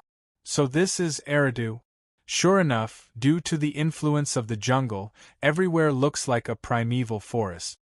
Merlin, who had followed Wu Ming to Eridu, exclaimed in surprise. If it's as you said, then the leopard man has already brought Tachika and the others here. They're most likely here. Wu Ming walked into Erech Metropolis. The people who were working hard to make a living were shocked when they saw Wu Ming. It's Hyunryong-sama? Hyunryong-sama? Hyunryong-sama has come to Eridu, but I heard that Hyunryong-sama sacrificed himself to fight the demonic beasts. You idiot! Hyunryong-sama is such a powerful person, how could he sacrifice himself for something like that? I told you that's just a rumor. Hyunryong-sama is standing right in front of us. Hyunryong-sama? Ignoring some of the comments, the people of Eridu knelt down and started praying and cheering for Wu Ming. Wu Ming didn't stop the people from praying and cheering. Or rather, he couldn't stop them at all. This was the end of the gods' era, but the end of the gods' era was still in the gods' era.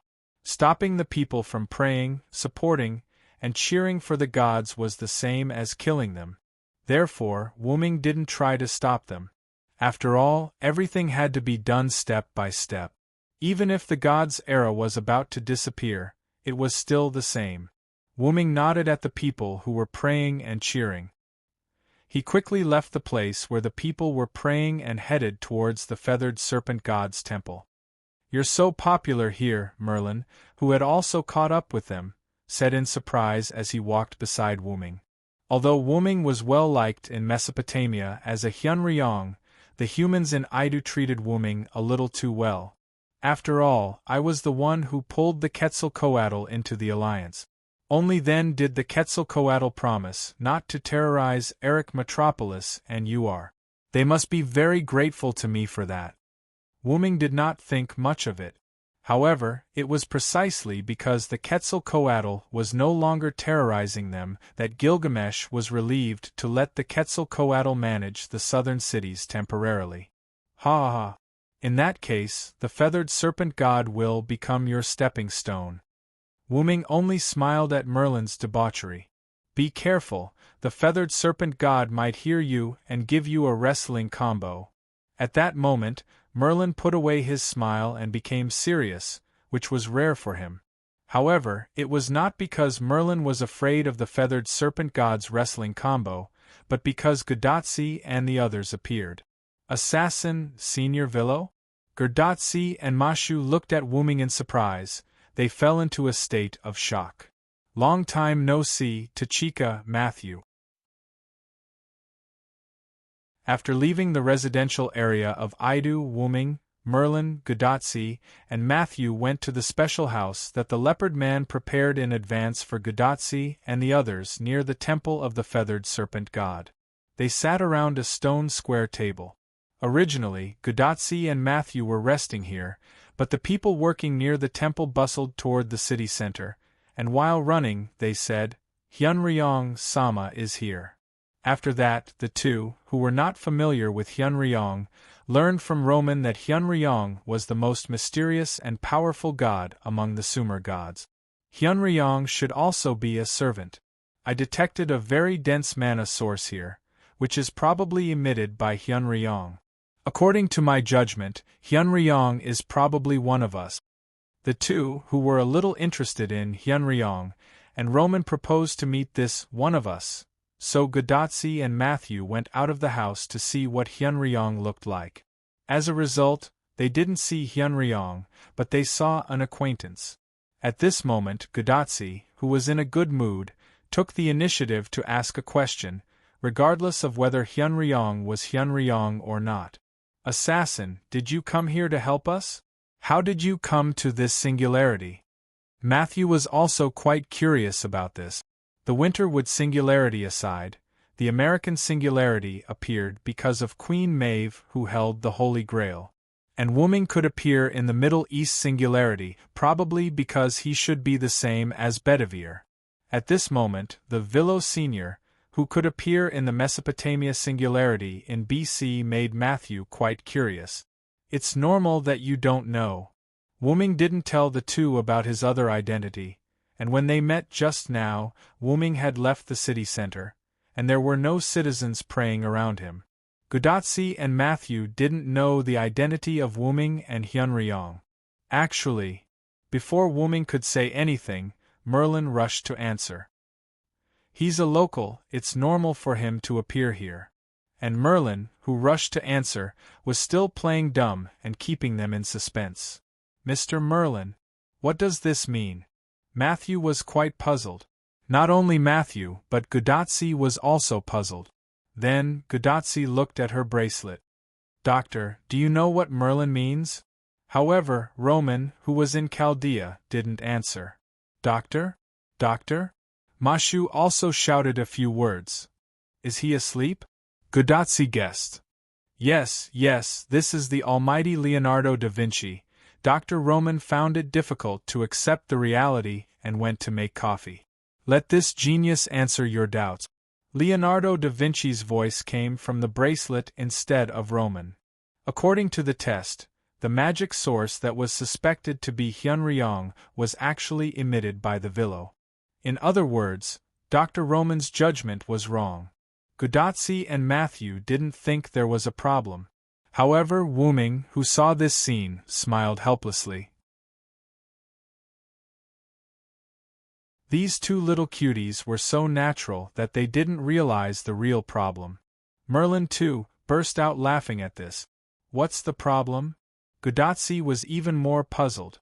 She felt that what the others were discussing was not the same as what she and Matthew were discussing. In the end, Leonardo da Vinci told Matthew and Gudatsi the correct answer. Tachika, Matthew, it's not that Roman's judgment was wrong, it's because the Villo is Hyunryong. Leonardo da Vinci shut his mouth, Wu-ming shook his head helplessly, and Merlin also stopped laughing. The whole room was replaced by silence. In other words, the Villo is the mysterious Uruk Hyun-ryong. Dr. Roman, who came back from making coffee, said in shock. Hey, hey, hey! It could be said that Gadotsi and Matthew finally experienced the feeling when Dr. Roman's mentality exploded. It was worth celebrating.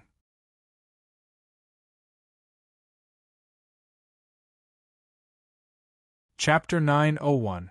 I'm sorry, I'm really a Uruk Hyun-ryong. I'm really sorry that I didn't tell you before, Wuming said apologetically. However, Wuming couldn't be blamed. It wasn't something worth bragging about.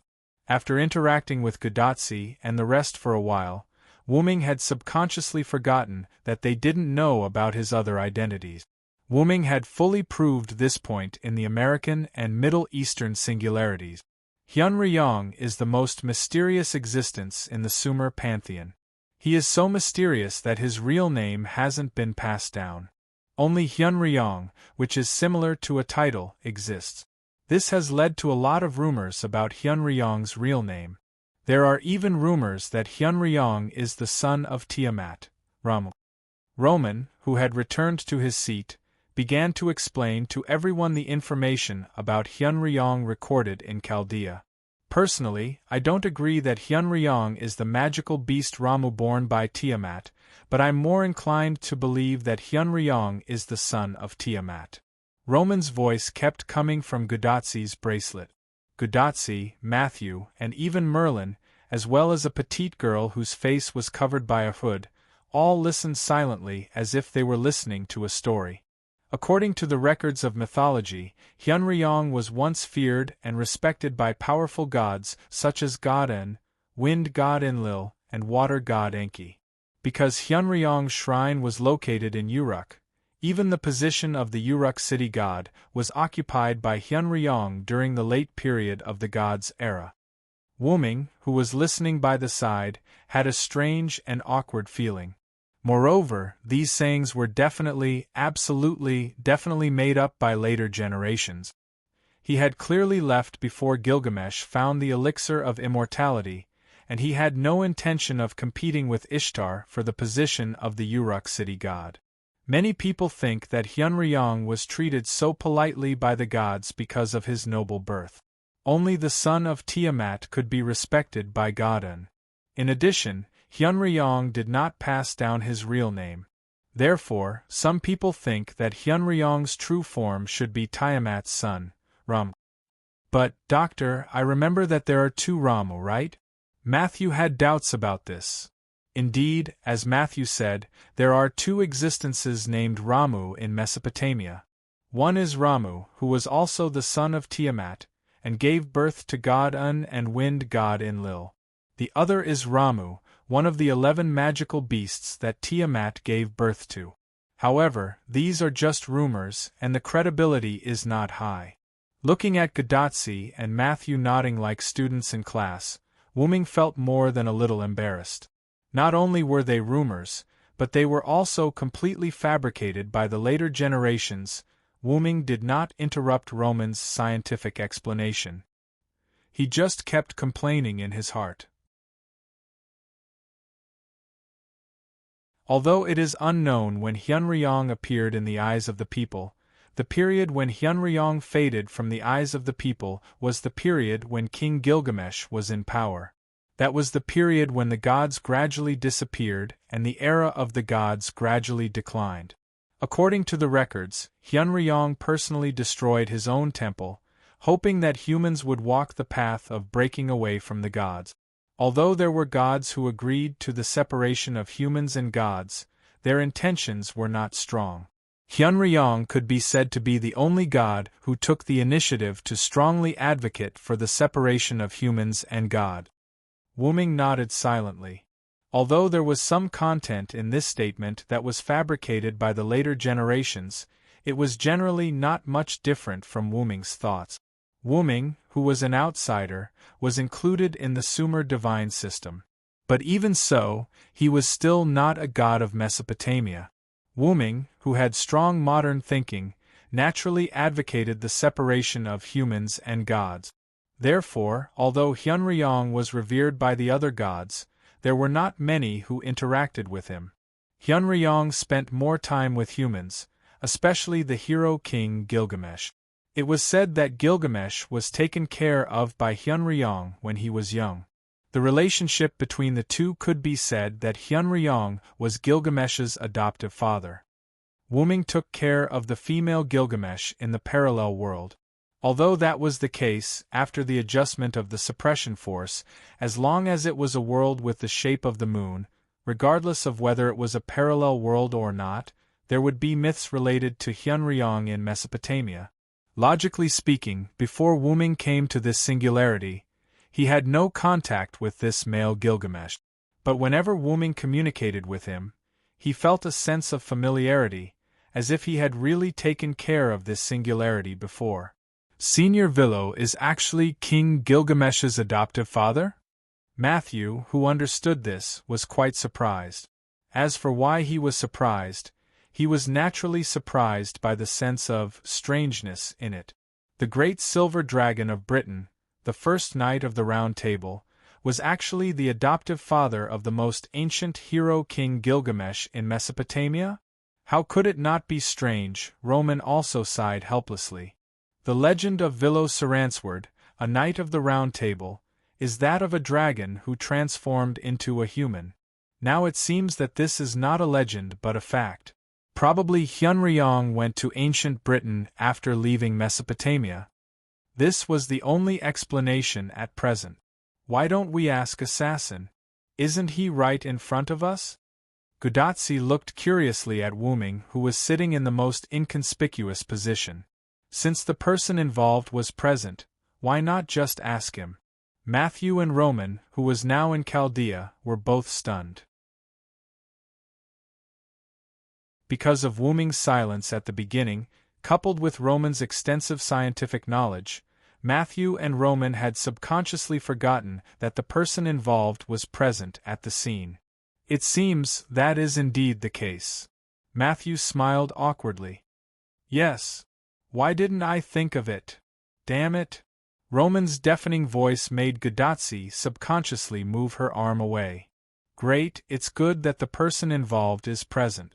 I really don't understand why the Uruk Hyunryong is a knight of the Round Table. Villo Sumer turned out to be a knight of the Round Table. This is so strange. Is it really okay for you to be so agitated? Wuming silently complained. You'll die of overwork if you're too conflicted, Roman. Wuming even heard Leonardo da Vinci's nonsensical teasing. How can it be so easy to die of overwork? If it was so easy, I don't know how many times I would have died of overwork. Ignoring the mutual teasing of the Chaldea duo, Matthew looked at Wuming with great seriousness. Senior Villo, what is the truth? Matthew's small eyes sparkled with interest. Ahem. Matthew, you have to know that the reason why mystery is because of its uncertainty and, most importantly, confidentiality.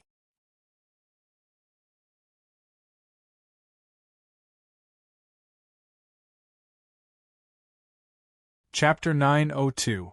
Wuming coughed and pretended to be serious, which made Matthew sit up straight. Ah. Yes, I'm sorry, Villo-senpai, I've offended you. After all, the world of magic was all about concealment and mystery. It was likely that if the truth was exposed, it would have a certain impact on the Villo-senpai. Matthew thoughtfully made up an excuse for Wuming. Only Merlin looked like he wanted to laugh but didn't dare. It seemed that Merlin knew everything. Wuming looked at Merlin as if he was looking at a dead man, as if to say, "If you dare to laugh or expose my information, I'll kill you. Anyway, let's talk about my problem later.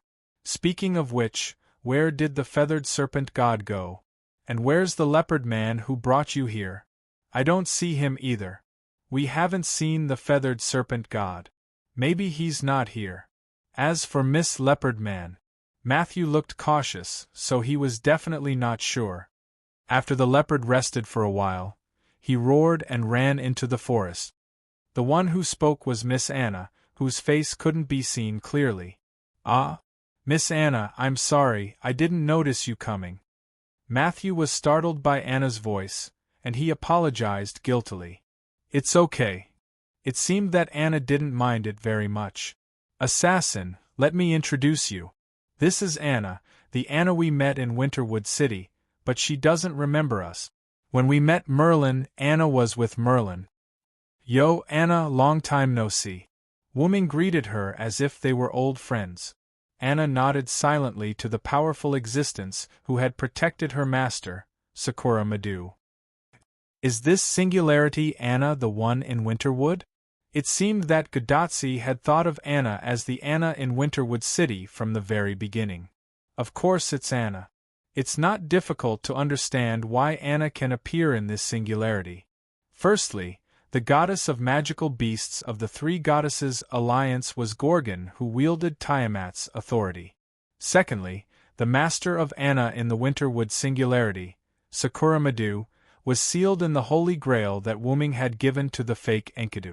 It's not impossible for Anna's master to appear in this world. However, this was difficult for Gudatsi and Matthew to comprehend.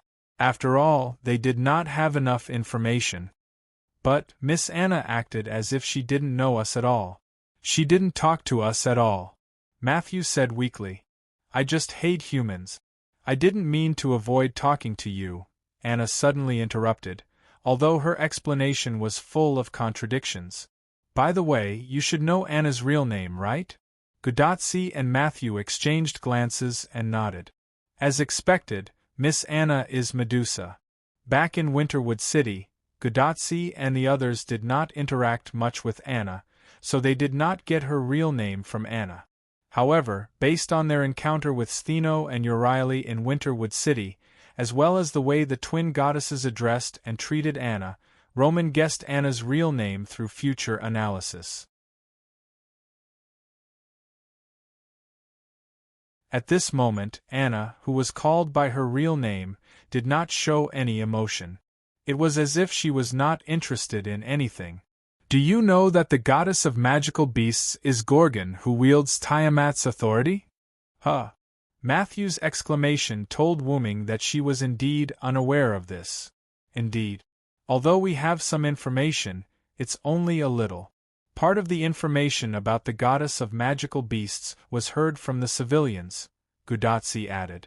Although many people knew that the goddess of magical beasts was Gorgon, the civilians did not have a deep understanding of it.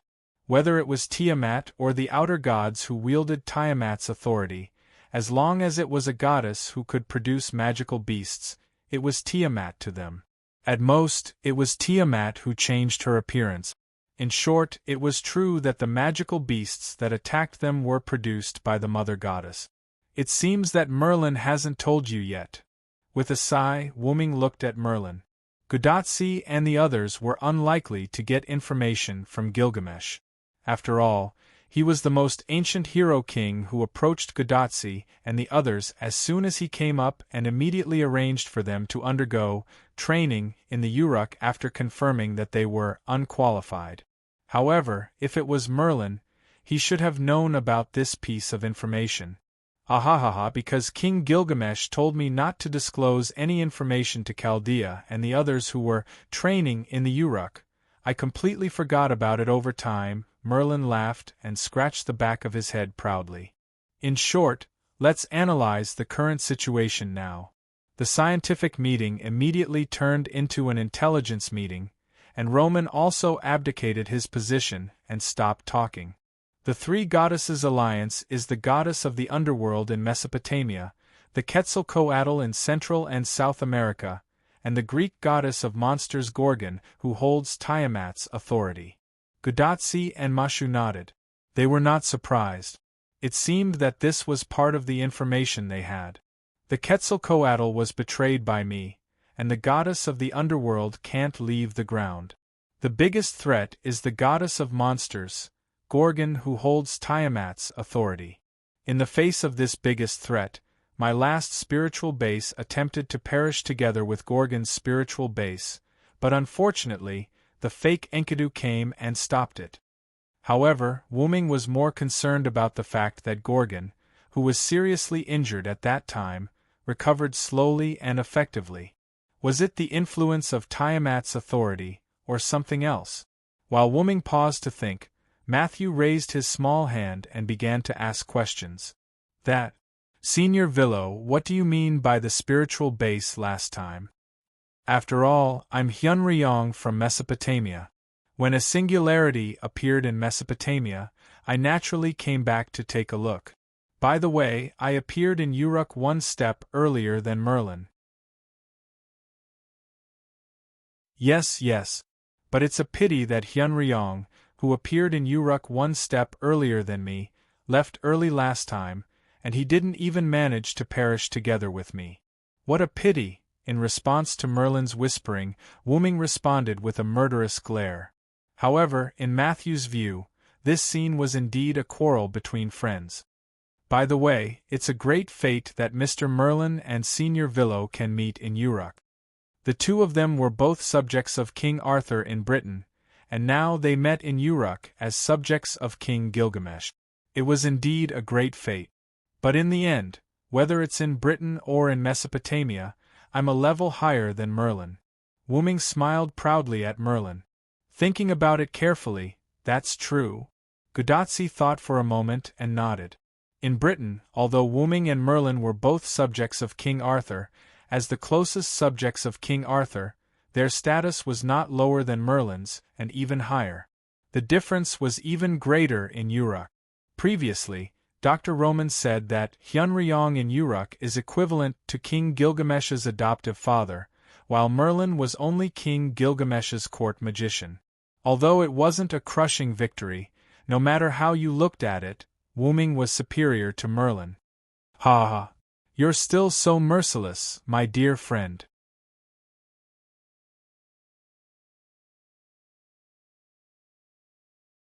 Chapter 903. I think you've forgotten the pain after the scar has healed. In the past, Merlin had been taught a lesson by Wuming several times because of his excessive teasing. Perhaps it was a symbolic lesson that caused Merlin to become even worse. However, Wuming was too lazy to refute Merlin. It is said that the Knight of the Round Table Villo and the great wizard Merlin are close friends. It seems that it is true. Regarding friends, Wuming had to admit that Merlin was possibly, a friend of his for the time being. Wuming knew Merlin during the period of King Uci. He also participated in the plan to create the Red Dragon bloodline. Although Merlin was sometimes disdainful, Wuming and Merlin had indeed become friends. That's right, Villo and I. No, I have to say Hyun-Ryong now. Lord Hyun-Ryong and I are indeed good friends, ha ha ha. Sure enough, if you give Merlin some face, he would be able to open a dye house. It's just Merlin. Breathe with gills in the future. Wuming directly gave Merlin a dead fish's eye. What the hell do you mean by breathing with gills? And my name is Merlin. Merlin, not Merman. Merlin waved his staff to express his dissatisfaction, but Wuming turned a blind eye. Sure enough, you two have a good relationship, just like Matthew and me. Seeing this scene, Gudatsi smiled and immediately hugged Matthew. Say, Senior, please don't be like this. Pfft. Miss Anna, who was alone, couldn't help but make a sound. Even I want to have a good chat with my best friend. Roman from Chaldea also made a sound of dissatisfaction. Oh, if I remember correctly, Romani is someone who doesn't have that kind of beautiful existence. Damn it, Leonardo da Vinci. Don't expose me. It was about time for the farce to end. At this moment, Wuming coughed. Let's talk about my best friend later. Let's continue our conversation. Wuming knocked on the table, and a 3D map projection appeared in front of everyone. This was a map made by Wuming using magic. The mountains, plains, hills, and so on were clearly visible on the map. Even the Uruk and other cities were depicted very realistically, like a high-quality model. That's amazing! Gudatsi's clear eyes reflected the projected map, and she exclaimed in surprise. The Quetzalcoatl is on our side, and the goddess of the underworld can't leave the underworld, so we don't have to worry about it for now. The original goddess of magical beasts was also severely injured when I left last time. It stands to reason that the situation at this moment shouldn't be so serious. Then, Merlin continued Wuming's words. Hyunryong's departure last time caused heavy damage to Gorgon, and countless magical beasts were also affected by the aftermath of the battle between Hyunryong and Gorgon. But 3 months ago, for some reason, a large number of strengthened magical beasts poured out of the fir forest. Not only did their physical fitness and size increase, but there were also new types of magical beasts. A large number of new magical beasts and strengthened magical beasts attacked the north wall and caused heavy damage to the north wall. Merlin recalled the reports from the front line and narrated little by little. These words were not only for Gudatsi, but also for Wuming, who didn't know about these things. Then, 11 magical beasts commanders who claimed to be the sons of Tiamat appeared on the magical beasts front. That night, Mu Xiu led a large number of mass-produced magical beasts to raid the Uruk from the underground. Our side suffered heavy losses, and nearly 1/3 of the total population of the Uruk were killed. In the end, one of the magical beasts' commanders, Mu Xiu, was killed at the cost of sacrificing a servant. Many mass-produced magical beasts were beheaded. Gudatsi and Matthew's expressions were slightly hazy after Merlin's words. All of this was seen by Wuming's eyes. Perhaps Gudatsi and Matthew had learned from the Uruk survivors about the Uruk disaster 3 months ago. There should be many relatives of the victims among them. Gudatsi and Matthew were extremely emotional. Perhaps both of them didn't feel good when they communicated with the relatives of the victims. Sure enough, even after experiencing 6 singularities, the ordinary human Gudatsi and the pure Matthew still couldn't get used to sacrifice. Wuming walked behind Gudatsi and Matthew, then stretched out his hand and rubbed their little heads. "Don't worry, I wasn't there back then. Now that I'm back in the Uruk, I won't allow anyone to sacrifice themselves. This is the promise that Winterwood's assassin made to you, and it's also the agreement that the Knight of the Round Table Villo made with you. At the same time, this is also my promise to the people in the land of Mesopotamia who pray to the gods and believe in Hyunryong as a Uruk." Gudatsi and Matthew were still in a daze at this moment, as if they couldn't react to Wuming's words.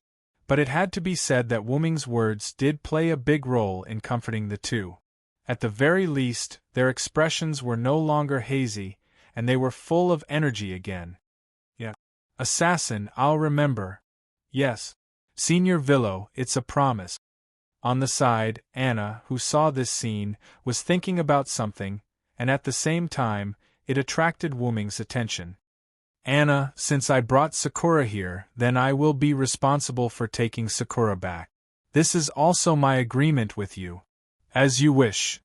However, the action of tightening the hood again to cover her face showed that Anna's heart was also fluctuating at this moment. Gudatsi and Matthew were confused by the conversation between Wuming and Anna. However, before Wuming could explain, Merlin, who breathed through his gills, broke the beautiful atmosphere. Okay, can you let me continue?" Everyone looked at Merlin with murderous eyes. Not only that, but Chaldea's Roman also scolded him. "Merlin, you bastard, you really don't know how to read the atmosphere. You're as bad as the records say, damn it." Roman, who had been monitoring the situation in Chaldea's control room, was originally relieved. After all, Gudatsi's happy mood was still helpful for Gudatsi's safety. After all, there was a risk when humans performed ray shift, and they might completely disappear into the past. Along the way from the 6 singularities, Roman had been using equipment to monitor Gudatsi's physical condition. It turned out that a happy mood was beneficial for Gudatsi's safety. However, Gudatsi and Matthew understood Merlin very well. "Forget it, Doctor. After all, Mr. Merlin is right. It was originally a meeting to share information. Even if Merlin didn't understand the atmosphere and interrupted, it was reasonable to say that there was nothing wrong. Moreover, there was a reason why Merlin had interjected, because the next topic will be even crueler, so be mentally prepared in advance.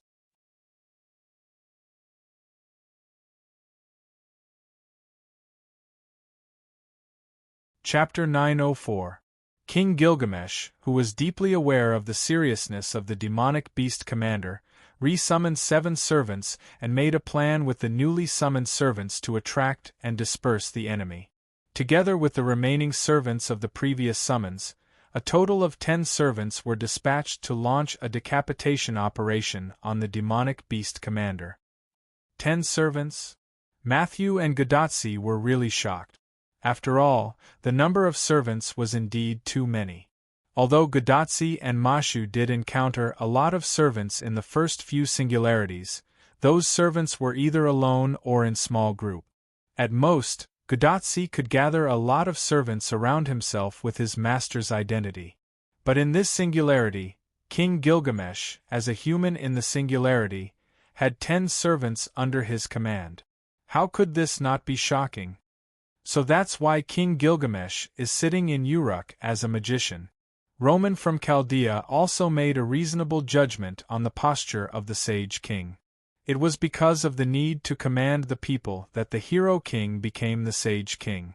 It was because of the need to summon servants to resist the demonic beasts that Gilgamesh changed from a warrior to a magician. So, the supply of magic for so many servants is supported by King Gilgamesh alone? Matthew's question made Gadotsi aware of the problem. After the growth of 6 singularities, Gadotsi also had a lot of understanding of the servant's contract and the supply of magic. Gadotsi was able to form a contract with many servants because of the magic support behind Chaldea.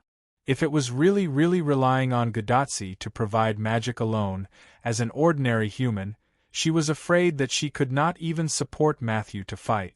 However, this was not Chaldea, but Mesopotamia in BC, and Gilgamesh did not have the magic support behind Chaldea like Gadotsi. In that case, the magic needed to form a contract with so many servants was all provided by Gilgamesh alone.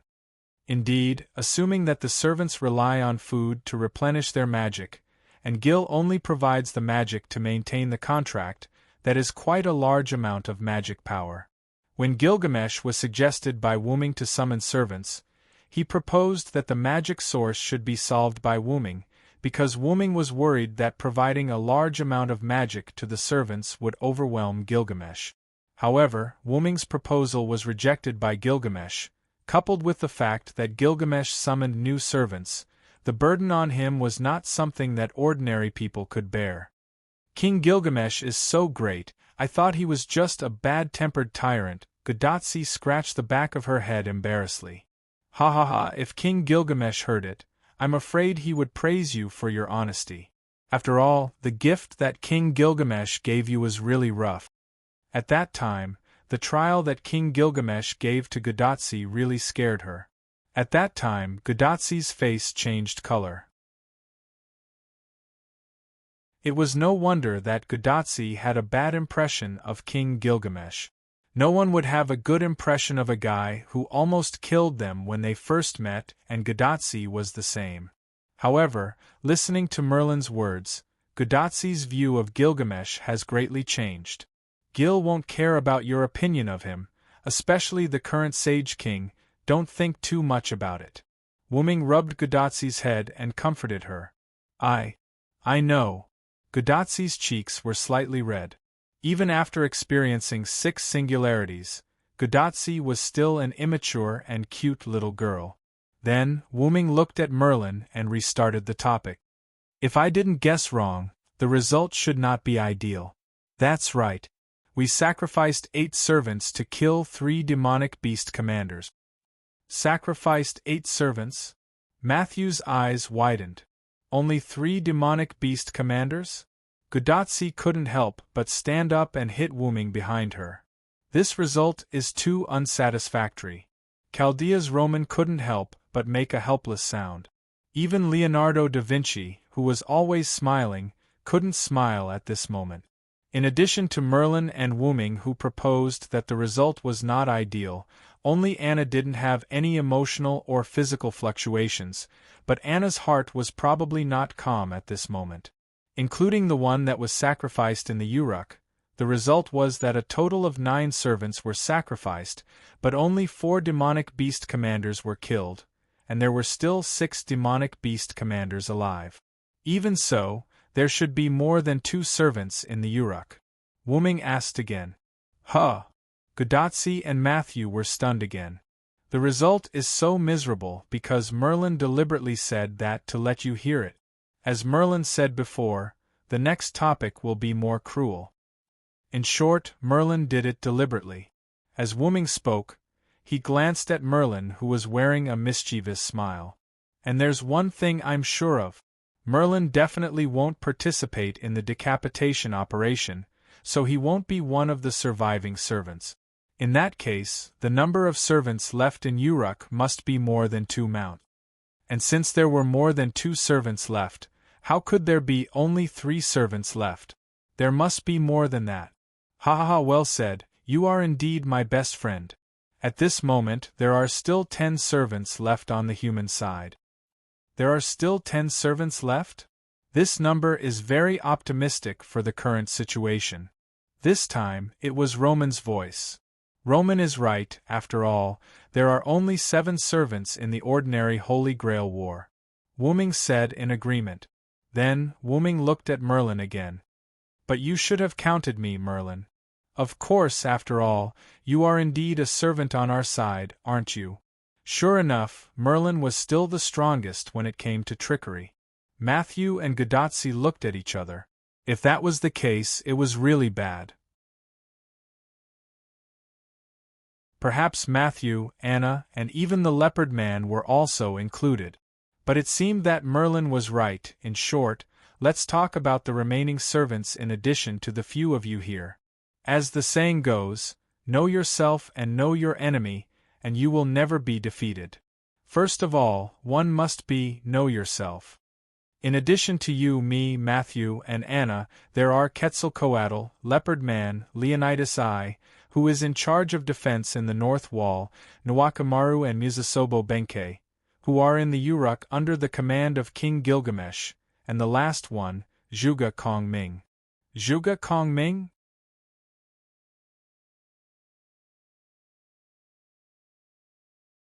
Chapter 905.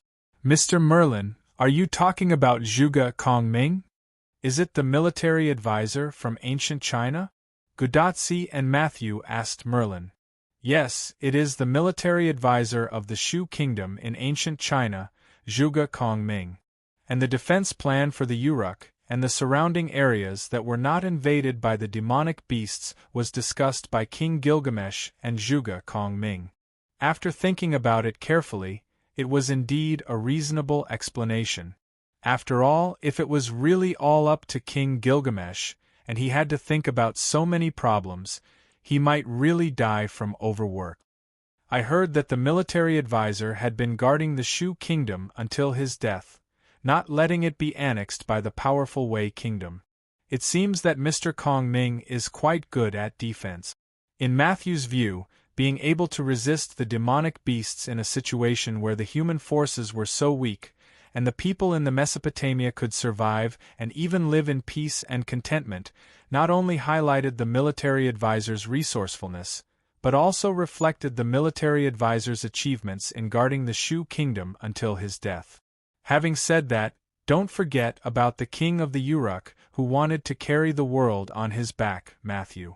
Maybe Zhuge Kongming did play a big role, but Gilgamesh's role was certainly not less than Zhuge Kongming's. Villo Sr. is right. To be able to summon so many servants to resist the demonic beasts and establish the North Wall, King Gilgamesh is indeed not as good as Zhuge Kongming. It was not an exaggeration. In Wuming's view, even without Zhuge Kongming, Gilgamesh could still resist the attack of the demonic beasts and still ensure that the people under his rule could live in peace and contentment. But the price may be accelerated to death from overwork. By the way, we also met Zhuge Kongming when we were in the Winterwood Singularity. Do you remember Assassin? I don't know if it's the same person. Gudatsi thought of the Zhuge Kongming who used the modern magician's body in the Winterwood Singularity. Maybe it's the real Zhuge Kongming, Sr. Matthew also discussed with Gudatsi. However, whether it was the pseudo-servant Zhuge Kongming or the real servant Zhuge Kongming, they were the same person, just different in appearance. Mr. Merlin, what kind of person is Zhuge Kongming? Matthew turned to look at Merlin. As the court magician of King Gilgamesh, Merlin should know the situation of Zhuge Kongming. Unfortunately, I only know that Zhuge Kongming is a person wearing a China-style robe. Because I was often asked to run errands by King Gilgamesh, I didn't have much contact with Zhuge Kongming. To put it simply, Merlin didn't know who was in Castor's team.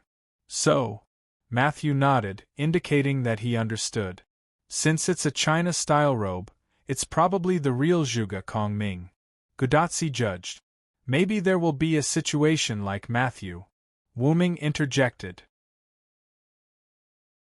Last time, Zhuge Kongming hid Emilotu's consciousness and used Emilotu's body, clothes, and habit. However, a pseudo-servant could also let the original personality of the body dominate the body.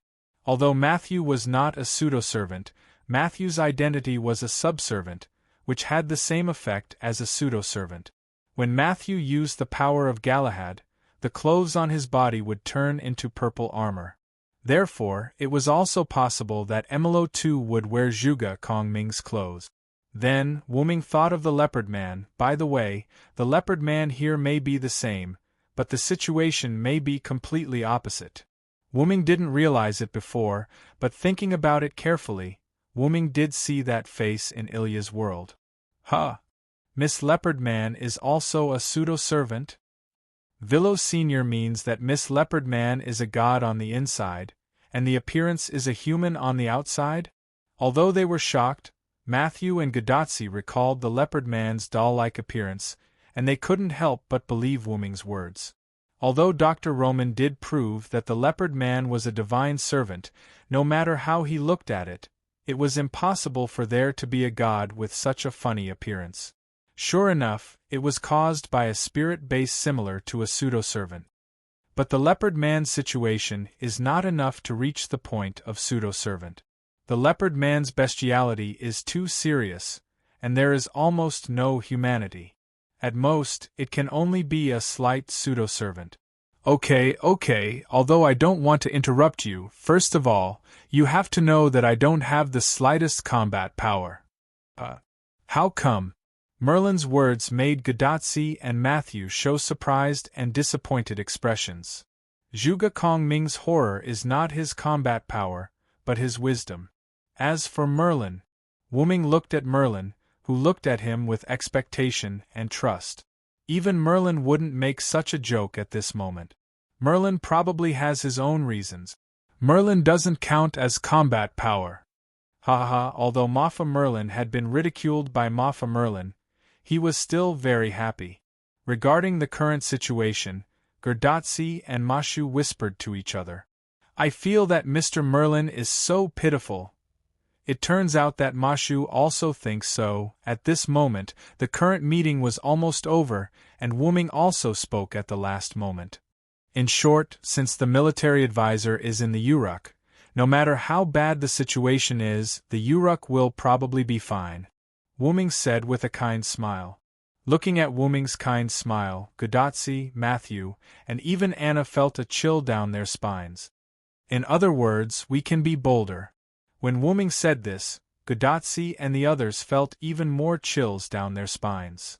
So, Lord Hyunryong, what new plan do you have? Merlin also looked at Wuming with a smile, but at this moment, Merlin's smile was more and more similar to Wuming's in the eyes of Gudatsi and the others. It wasn't unreasonable for these two guys to be best friends.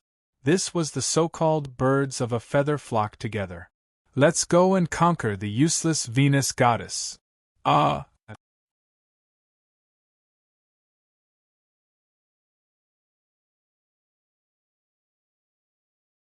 Chapter 906.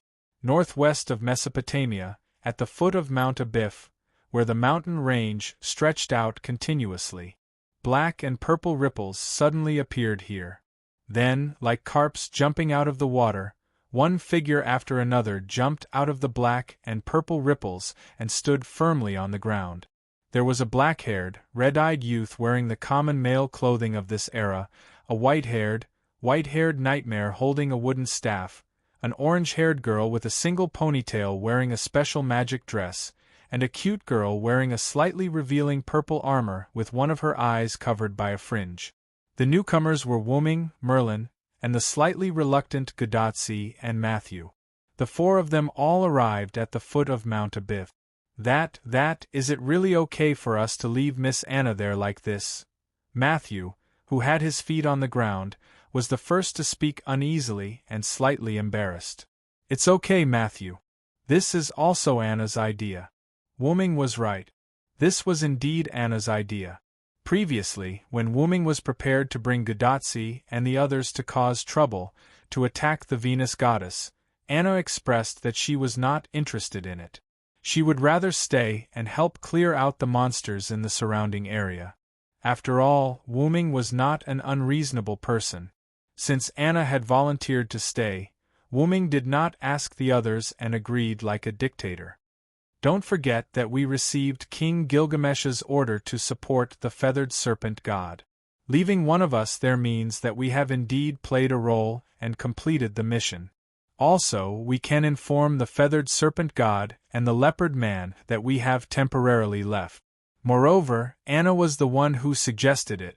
This is killing 3 birds with 1 stone, Merlin explained. But if we do this half-heartedly, is it really okay for us to complete King Gilgamesh's mission? Will it ruin King Gilgamesh's plan? Not only was Matthew worried about this, but so was Godotzi. Matthew is right. Sigh, I don't want to be given another trial by King Gilgamesh when I go back, Godotzi said as her face turned pale, as if she was recalling the life and death trial. Facts had proven that even if one's perception of a person changed, the fear of that person would not disappear in a short time. Don't worry. If anything happens, I'll take care of it. Wuming walked to the 2 of them and patted their heads. His tone was rather confident. Anyway, Gilgamesh had asked the pterosaur to send over the clay tablet that Godotzi and the others had to listen to his commands after meeting him. Wasn't it Wuming's order to capture the Venus goddess? Godotzi and the others were indeed listening to Wuming's order, so Gilgamesh wouldn't blame Godotzi and the others. Everything would be taken care of by Wuming. Senior Villo, I think we should be more cautious. After all, there are still 6 commanders among the demonic beasts.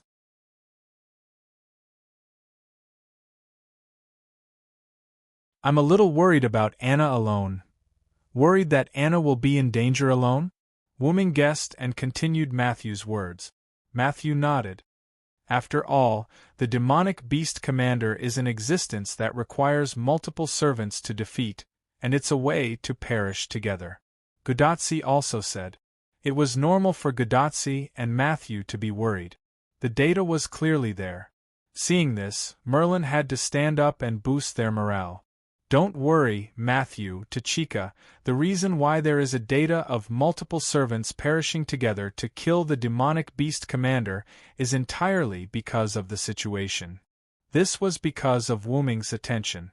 After all, Wuming wasn't very clear about the specific content of it. What do you mean by this? At that moment, they didn't move toward the Abyv mountain, but they found a place to sit and sat down. One of the demonic beast commanders, Mu Hushio, appeared from the Uruk underground and attacked the Uruk. He didn't cause much damage to the Uruk, and he was completely killed by his own pride. After all, Gilgamesh was in charge of the Uruk, and there were many servants. A single demonic beast commander couldn't set off a storm in the Uruk at that time. At the same time when Merlin paused, Matthew, who was like a student listening to a lecture, raised his hand. But, Mr. Merlin, you said that at that time, a servant was sacrificed to kill the demonic beast commander, and nearly 1/3 of the population in the Uruk city was killed. However, Merlin shook his head.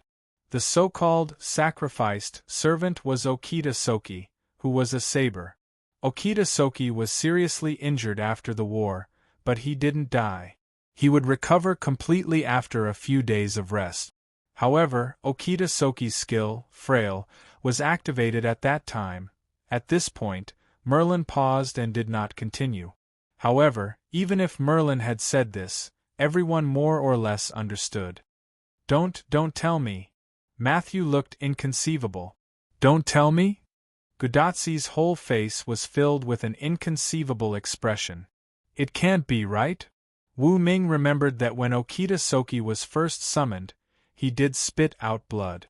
And from the name of the skill, frail, it could be said that the effect of the skill was obvious.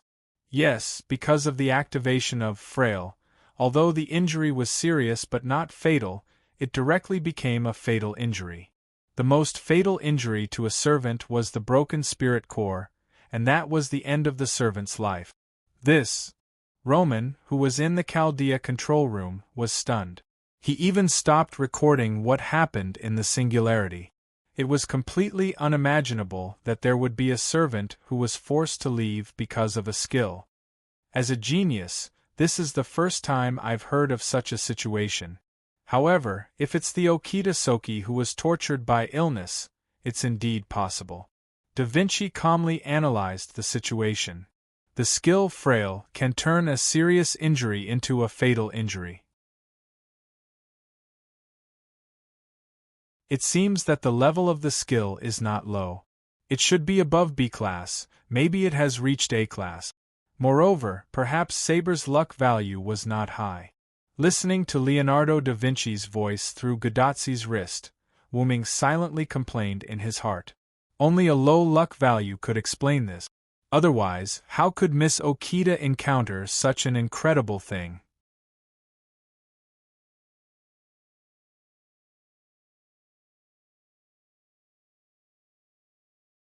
Chapter 907. Cough cough. In short, all of these are coincidences within coincidences, the result of coincidences within coincidences. Merlin, who could not hold back his laughter, immediately covered up for himself. Gudatzi and the others did not pay attention to Merlin's fleeting laughter. They were still puzzled by the fact that a servant would die under their own skills. Although according to what Merlin said, it is indeed similar to mutual destruction, but you actually deliberately exaggerated it. This once again confirmed Merlin's previous words. The next topic will be more cruel, so be prepared in advance. In short, it was still Merlin's bad taste. Wu Ming shook his head and stopped thinking about these things. The reason why a servant and Mu Xiu and Hu Xiu mutual destruction was figured out, then, the next thing was why did 8 of the 10 servants who carried out the decapitation operation and only 2 of them came back? That was the main point. The decapitation operation carried out by the 10 servants could be said to be very successful, and it was not as bad as you think. For the result of the decapitation operation, Merlin thought that it was already very good. Although because of the plan of King Gilgamesh and Zhuge Kongming, the demonic beast commanders were temporarily separated, but even if there is only one demonic beast commander, there are demonic beasts everywhere around it. And to complete the decapitation operation meant that they must go deep into the demonic beast group, and because of King Gilgamesh's magical burden, the servants he summoned were not first-class servants, and it was impossible for them to besiege one demonic beast commander with 10 servants. Not to mention that the efficiency was not high, and it was bound to alert the other demonic beast commanders. In case the other demonic beast commanders noticed the problem and gathered together, then they really couldn't do anything. It is basically impossible to get close to the demonic beast commander when the 10 servants are separated. It is basically impossible to kill the commander and retreat while surrounded by so many demonic beasts. Even if it was second-rate or third-rate servants, if 2 or 3 servants fought together, it was still possible to kill a demonic beast commander.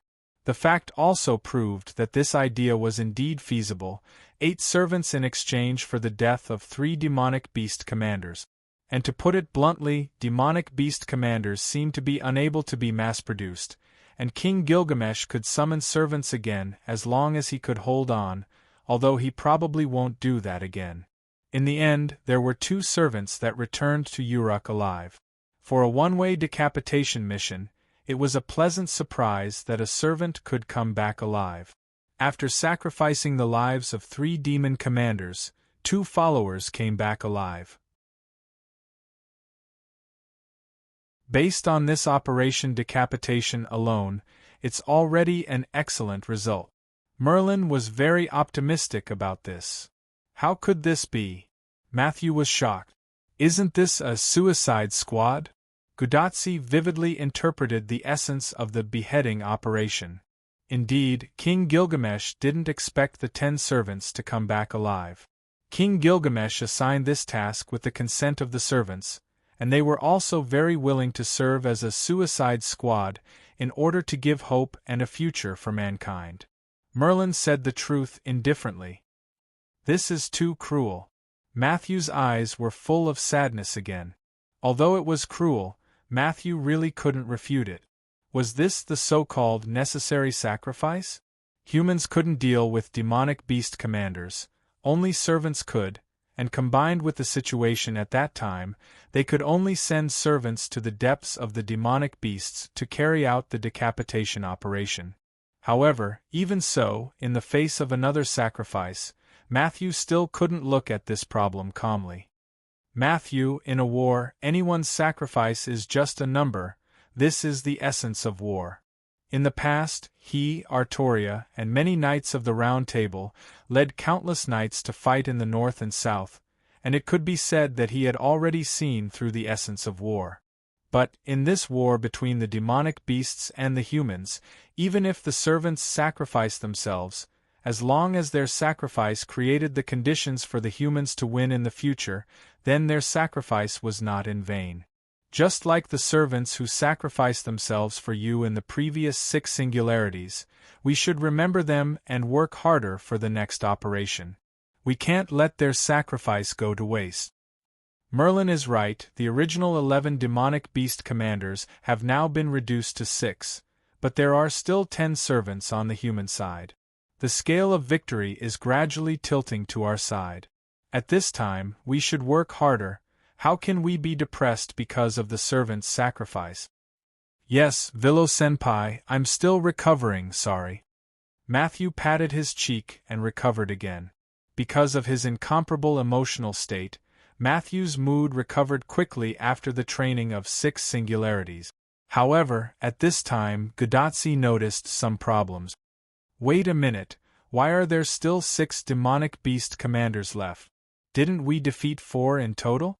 It stands to reason that there should be 7 demonic beast commanders left, right? This was something that Matthew didn't notice. Gudatsi counted his fingers and thought to himself, could it be that he had miscalculated? This is my negligence. When I came here before, I encountered a demonic beast commander and killed it, so there are 6 demonic beast commanders left. Indeed, only Wuming and Merlin knew about the death of the prototype Ulidim.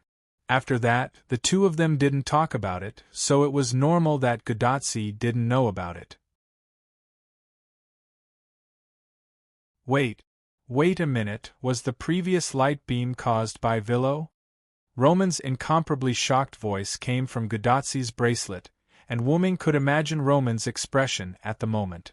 That guy was different from the other demonic beasts, so I paid a little attention to it, but I overdid it. Wuming smiled a little embarrassedly. Gudatsi, Matthew, Roman, and Leonardo da Vinci fell into a state of shock. Ha, Lord Hyunryong overdid it a little, but it's very scary. Only Merlin smiled at the side. Forget it, the Knights of the Round Table can be Uruk Hyunryong, so it's not surprising that you can kill a demonic beast commander alone. It's not alone. That Ulidim has quite a few mass-produced Ulidim by its side. Although Wuming really didn't care about them, they were indeed destroyed by the aftermath of Wuming's attack. Sure enough, Senior Vilo is really strong. I think so too, Matthew. The conversation between the 2 had other meanings, and Wuming was still a little unaware. You're tuning in to the Phoenix Knights YouTube channel. Don't forget to subscribe and join us on this journey to catch the most captivating stories.